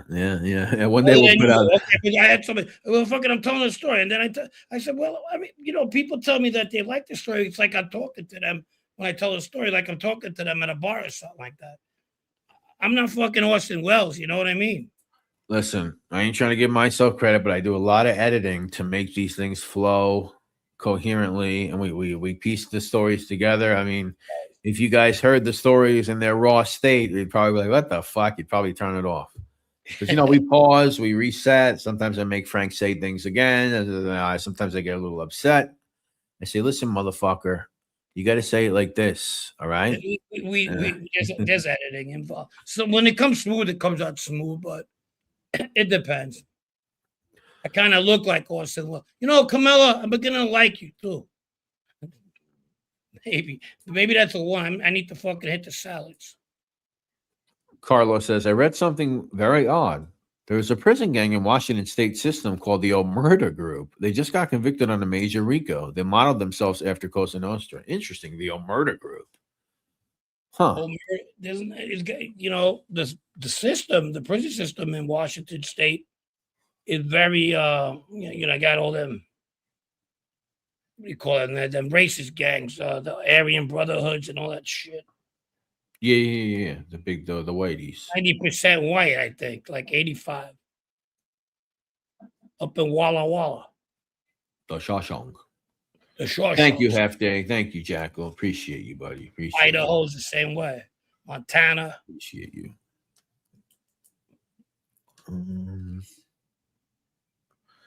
Let me see something here. Amato likes Carmella. Yeah, that's true. I heard that. Like anybody with a fucking pulse. I'm not saying Carmella's not good looking. Anything with a pulse. A heartbeat. You got to make up your mind. Come on, it's either me or Giacomo. Frank looks like George Rad. Who's George Rad? George Rad. George a rat. Rad. He goes, I do what I want. You hear that? All right, I'm just kidding. Just Carmella. Carmella's a little bit mad. Right? Oh, I thought you were talking about Jack Asimo. Jack Asimo, yeah. Jack Asimo. I leave him alone, but he can't help himself. Then he's got to start again. And then I fucking throw like 8 fucking haymakers at him. Carlos says, yeah, they're neo-Nazis, but they made a whole system based on the mob. Really? They were moving major fence. Wow. What would they call their what do the Nazis call themselves? Don Goebbels.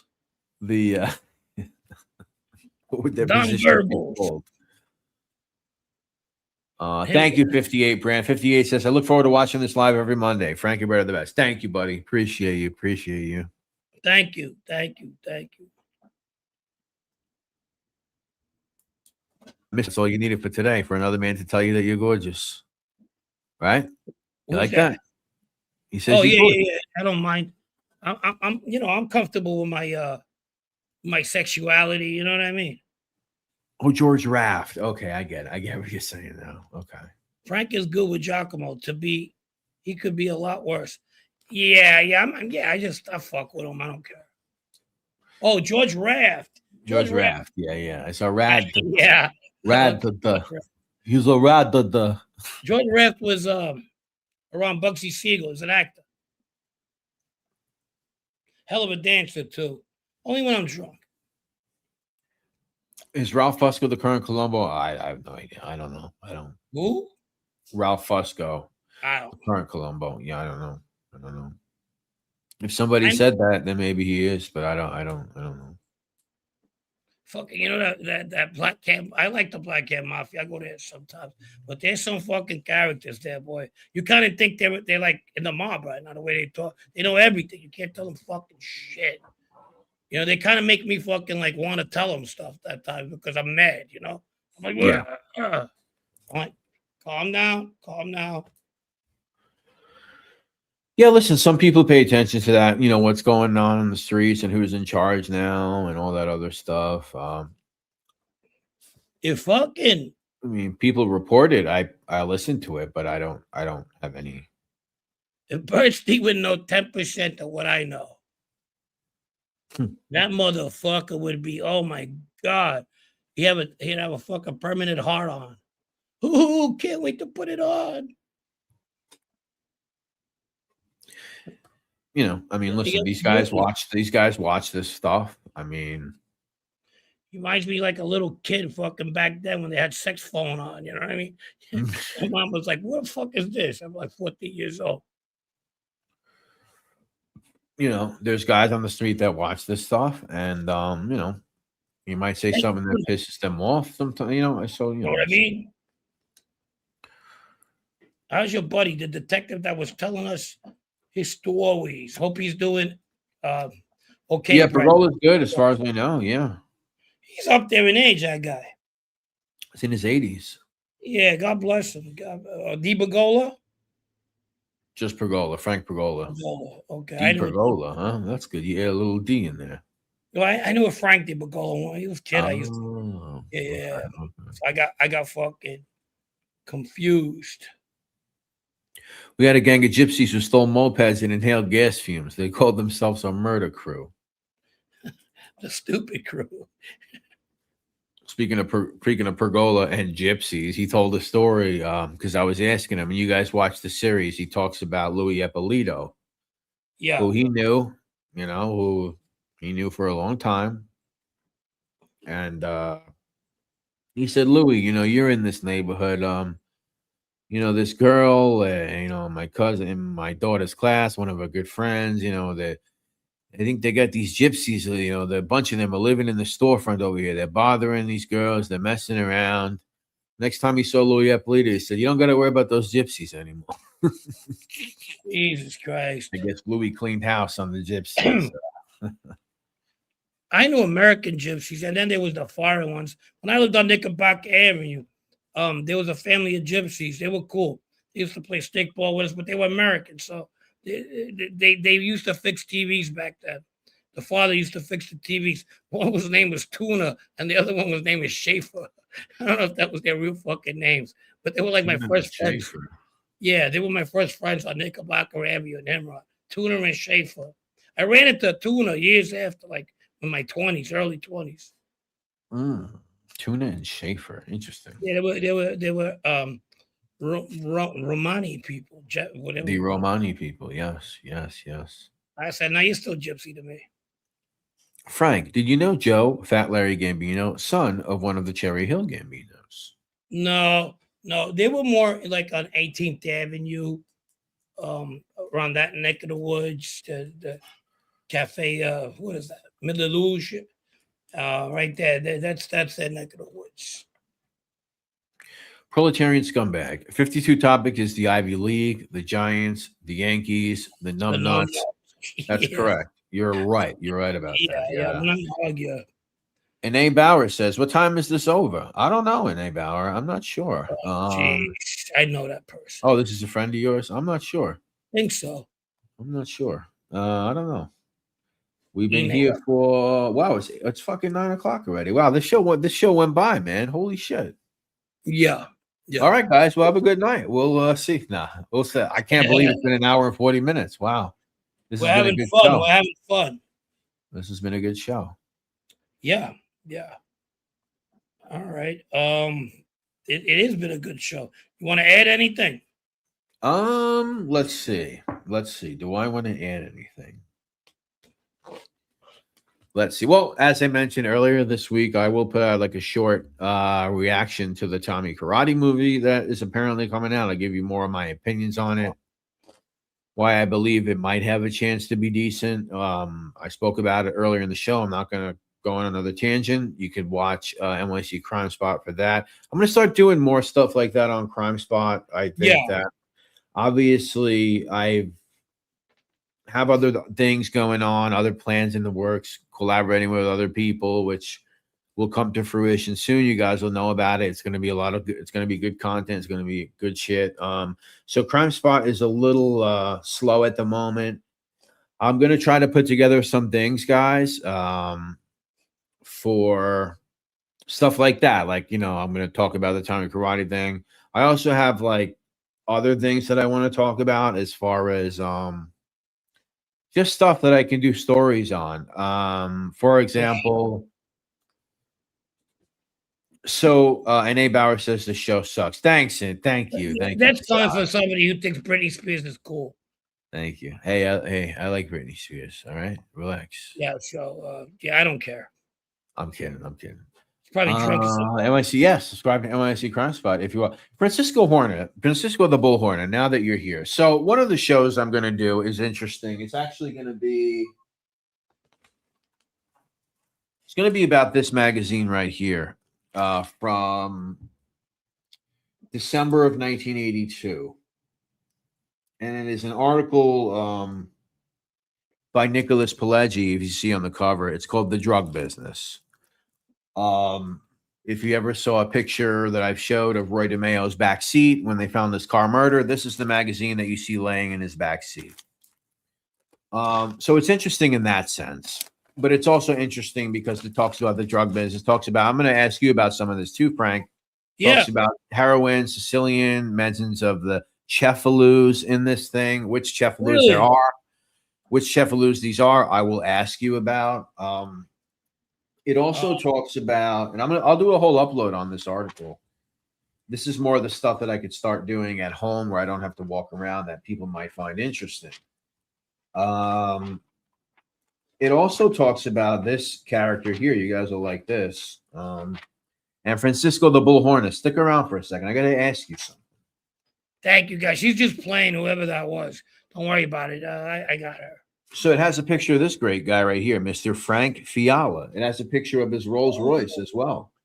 I want to know how Francisco was coming into this. Killed by Sammy the Bull. And Yes. it talks about Frank Fiala in this article, what business he was into, all the money. Basically, he was a drug courier. But here's the thing I want to ask. And I spoke to a couple of other people about this, but I haven't really. Here's the thing I want to ask. Let me ask you something, Frank. So Sure. And Francisco the Bull Hornet, maybe you can help me. When Sammy talks about killing Frank Fiala, right?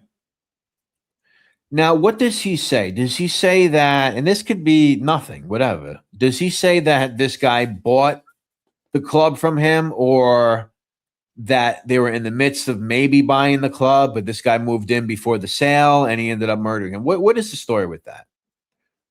I think he said they were about to move in, but he did get the money. So he did get the money. Yeah, he got the money. That's why he killed him. No. But did the sale go through? Did they actually have a sale? Well, anyway, I got to look at it. So the reason why I ask, and this could be nothing. In this article, the government or wherever Nick Pileggi got his info from, they are accounting for a $1.5 million Brooklyn disco purchase. Right. They're accounting for it. That Frank Fiala made that purchase. Yeah. But I thought that he didn't. I thought that he didn't make the purchase, No, he wanted to kill them. He wanted the money first. That's why he was tolerating this guy's bullshit. Because he was right. like, so my whole thing is that Sammy could be making up the whole thing about this guy being unhinged. Yeah. And here's the fake story about this guy being absolutely. unhinged. Absolutely. And he bought this thing legitimately, and he just made up a whole story to make it seem like it was okay to kill this guy. Yeah, I think he made up that fucking story 100%.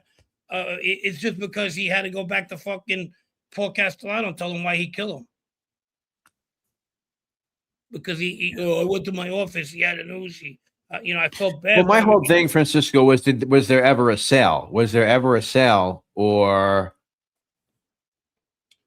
was there ever like a legit sale on the books, or was it in the works? I just forgot like that little detail, so I wanted to know. If he was legit, then he wouldn't be able to get away with it. He had to be a little nuts for plausible deniability. Okay, that's the only thing. Because I never thought of it. You hear these stories, and sometimes you don't question them, and then maybe one day you're like, "Wait a second, this is a little weird." So I just wanted to know, like, it just got me thinking, like that.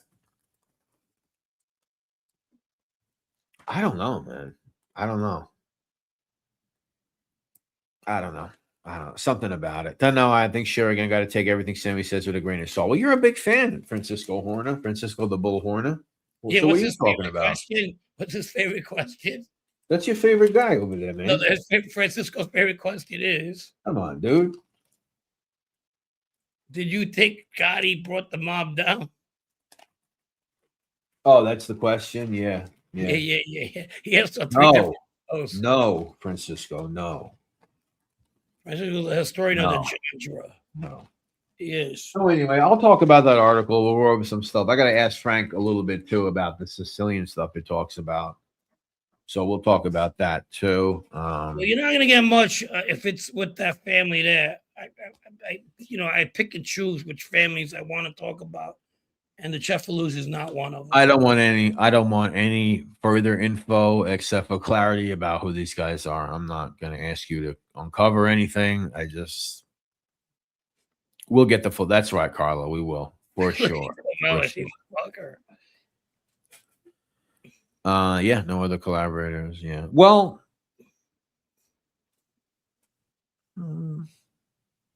sort of, I guess. When he was in his teens, the hit happened a couple blocks from my house. I remember going to the scene. Now I know what happened. Oh, in respect to that? You talking about at the Plaza Suite Fish over there? Yeah. Well, yeah. Fish knows a lot. I know they shut the club down. All right, buddy, what are we doing? Mafia workouts, CJ. Mafia workouts. And 1, 2, 3. Francisco's gonna go for the Mafia workout. Did you ever know Red from Middle Village? Yes, I did know Red from Middle Village. That was my uncle's buddy. Red.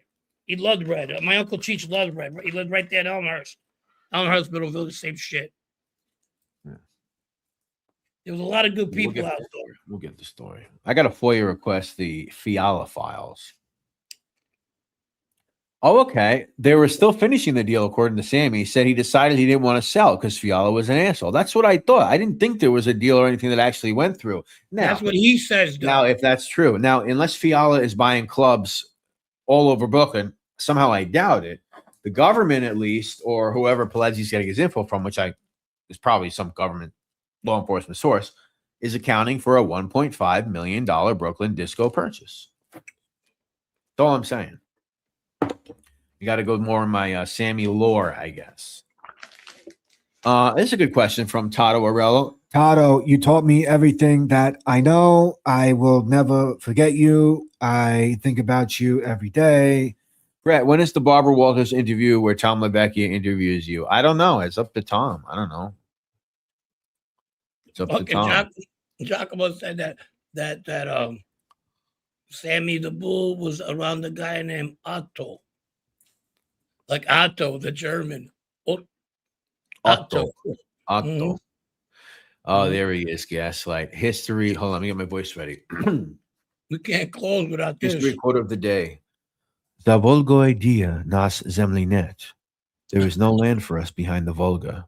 Joseph Joseph Stalin, Stalin. 1942. Thank you. What year did Joseph Stalin die? 19. No Googling. 1953. I think it I was was gonna say March. 50. I was gonna say 56. Fucker. 53. I think it was March, though. Pretty sure.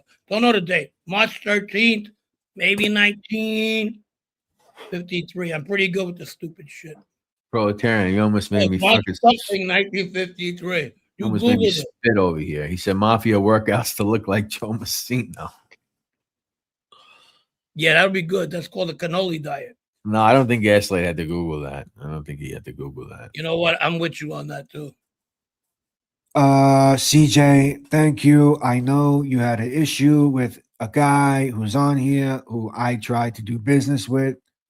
Will he call this workout La Cosa Aerobics? I don't know. The close aerobics. You know what it's called? Thai Bo. What's going on, Bo? It's gonna be called Thai Bo. remember Billy Blanks? What is that? Thai Bo? Thai Bo. Thai Bo. How many What's people going we on, got? Bo? You like that? Sammy the Bull's Thai Bo? Hi, Bo. Hi, Bo. Dominic's Thai Bo. Everyone likes that. Matt, what's going on? You've been missing the whole show. Let's stay on till 2 hours. We got 9 more minutes. We'll make it even 2. Can't stop a show on 1 minute 51 1 hour 51 minutes. 192. What's up, Matt? Matt, where you been, Matt? I want to stay. There you go, Frank. He's getting excited now. You know, he hated that fucking thing. I never wanted to do it, but I had to do it. Sammy, you know that fucking the Great Adventure. The guy comes right. out. Yeah, the Six Flags.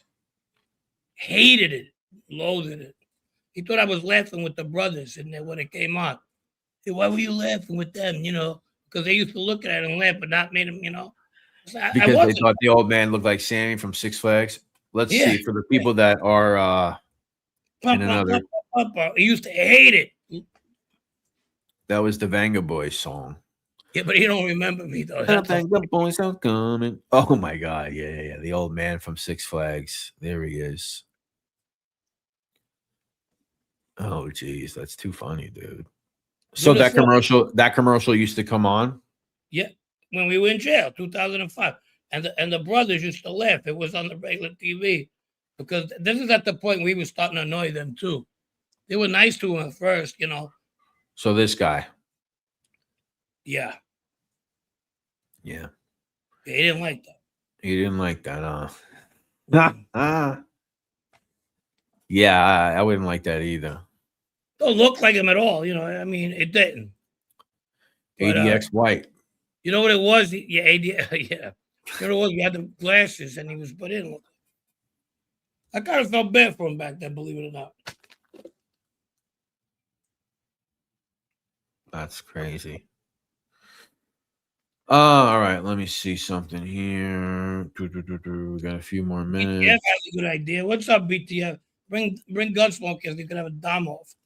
Primo, another $5 from Primo. Thank you, Primo. Frank, one day I would love to chat with you about Sicily. I'm first generation American Italian, but would love to discuss what you remember.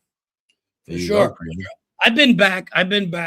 So I remember, you know, obviously I was young when I left, but I've been back. Good evening, Armand. Good evening. Thank you, Primo. Appreciate you, buddy.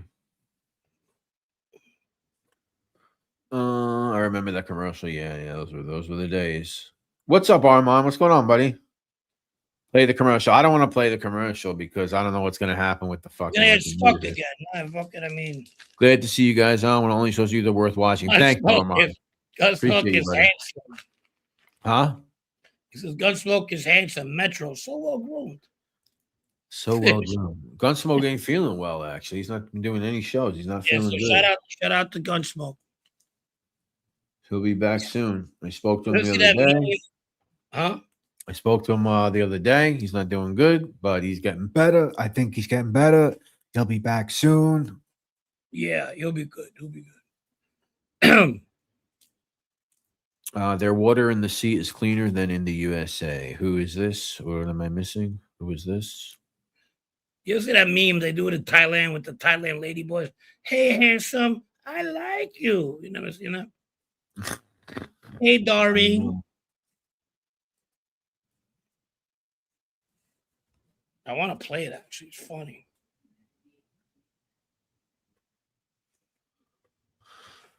I'm just getting a text. Sorry, guys. Sorry, guys. 5 more minutes. 180 people. Thank you. We hit 200 again today. This is the 200 view. This is the 200 in the chat show thus far. Yeah. Thank you so much. We have grown. We have grown. We have grown. We'll continue to grow. What's going on with Common's show? Anyone know? I'm not sure. Is Common? He's not been doing shows either, huh? I don't know. I mean, I need to call him, see what's going on. I hope everything is all right. Oh, thank you, Phoenix, the great Phoenix. So, who are the crumb bombs? I'm going to go with.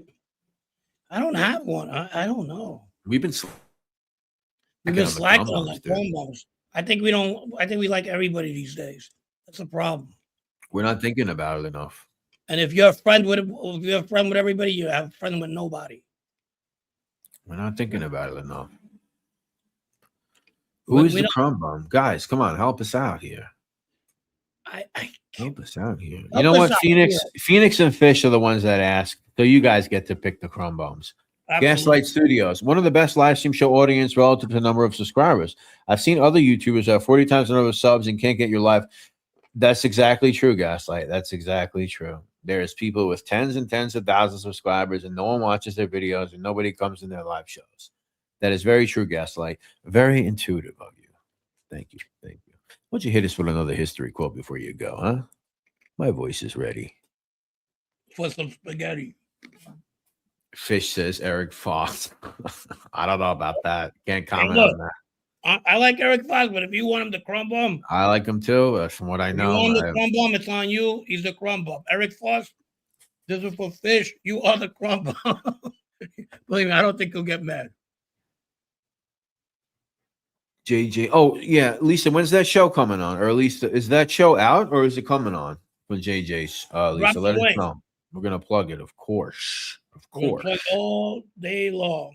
But of course, we're going to plug it. JJ Lambone. Lambon. Is it Lambon or Lambone? Lambone. Bang, bang, Lambon. bang, bang, Lambon. Lambone.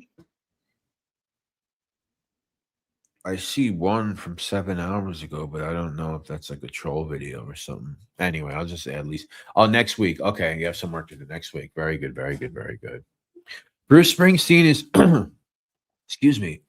Bruce Springsteen is the cringy crumb. Is he? What did he do now? That fucking guy. What did he do now? Let me know what he did now. Pizza for saying he met Carmine Persico after he was arrested in jail. Come on, is that what he's on now? Enough already. Yeah, he gave him some bacon off his knee. Oh, I know what Bruce Springsteen did. He made a song about fish. He has that new song that came out. Minneapolis, the people of Minneapolis. He's talking about fish. That stupid song. The people of Minneapolis. Whatever the fuck he's talking about. Yeah. That's what it is. He made a song about Fish's neighborhood. That's might be the crumb bomb, if that's what you're talking about. Because I heard it. I heard a little. Shout out to the people of Scotland and Hearts. Oh my God. Hearts. The boss. The boss. I was never a Boss fan. Who was? I was never a fan of. I was never a Springsteen guy. Nah, me not too much. I didn't hate him. I didn't like him. I was always like on the fence as far as like the East Coast guys that got famous around the same time. I'm really not. Yeah. Yeah. 100,000 lunatics out here. Saturday, I was selling ice. You were selling ice, and ice was selling deportations. Like, yes. I don't know. Wrong ice. Wrong ice. Oh my God. Oh my God. Oh, here's Gaslight Studios. Hold on. Hold on. This battle is completely lost. However, there is still time to win another. Louis Dessau to Napoleon, Battle of Marengo, June 1800. Thank you. Thank you so much, yes. I appreciate that, buddy. Appreciate that. Dun, dun, dun, dun, dun, dun, dun. That was I'm a Jersey girl. Bruce was just okay to me, honestly. Yeah, I don't know. I never got on with Bruce. I just don't. I don't know. yeah, I was Bruce or Billy Joel? Come on. Who is it? Billy Joel all day. All day. All fucking day. Yeah. All day. It's not even close. But yeah, I did hear that latest song he came out. Oh, the Minneapolis. It's about fucking Minnesota. Somebody got killed last night in Minneapolis. Pop, pop. I won't take any Bruce slander. That's okay if you like Bruce. I just never, his music never really spoke to me. I don't know. You never pumped the crumb. It was never for me. It was never for me. A couple of songs I like that fire. Oh, I'm on fire. Ooh, I like that one. Born in the USA was good. I like that one. I'm on fire. Come a little girl, I'm in a camera, cinema, motherfuckers, I'm on fire. That one's good. Rosalita, that's good. Blinded by the Light. He wrote that. He wrote that. I mean, that's good. Dancing in the Dark. Yeah. Dancing in the Dark. Yeah, yeah. Okay. A lot of hits. I mean, a lot of hits. I can't front. I cannot front. And they made that movie. Did you see the movie with the guy? With the movie I they didn't made? see it. Was it any good? No, I didn't see it. I didn't see it. I did not see it.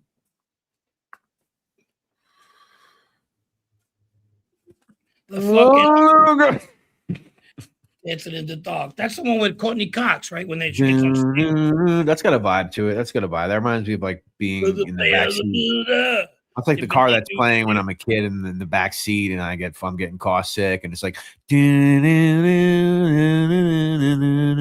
like, oh my god. Like that. All right, you ready, bro? Yeah, let's go. Frank wants to go. Listen, ladies and gentlemen, we're 2 hours and 2 minutes in. I want to thank everybody for hanging out tonight. We appreciate all you. Let me shout out everyone who shout out to the great Roro G for the Cash App tonight. Let's give it a shout out to our great donors tonight. Tobias Funk, thank you, my buddy. Doug Ross, thank you, buddy, for the donation. Taylor, 88 NYC, thank you, sir. Primo, thank you, buddy. Henry Rocco, Fish, Henry Rocco again. Primo again. Couple of double tappers tonight. Thank you, everybody. We really appreciate you guys hanging out. Yeah. And we're probably gonna have I'm back on it. We're banking on Pedge this week, okay? Yeah. All right. Okay, cool. We're banking on Pedge. Frank is gonna start doing probably some solo live streams, I think, at some point. Yeah, so we're gonna do it once a week. It's nothing crazy. Maybe a couple of you guys want to come. We'll talk about it. Okay. Thank you, Matt, Phoenix, Middle Village, Roro, Cheech, Clayton Upton, CJ, Mafia Workout, CJ, Half Day the Jackal, PJA, Francisco the Bull Horner, Chris the Sultan, Fish, Motor City Bart, everybody. Thank you so much. Middle Village. Dom Lane Workout. Pedge is a great guest. Yes, he is. Hopefully he'll be back this week. All right, ladies and gentlemen. Peace to all you. Thank you so much. Go listen to some Bruce Springsteen, all right?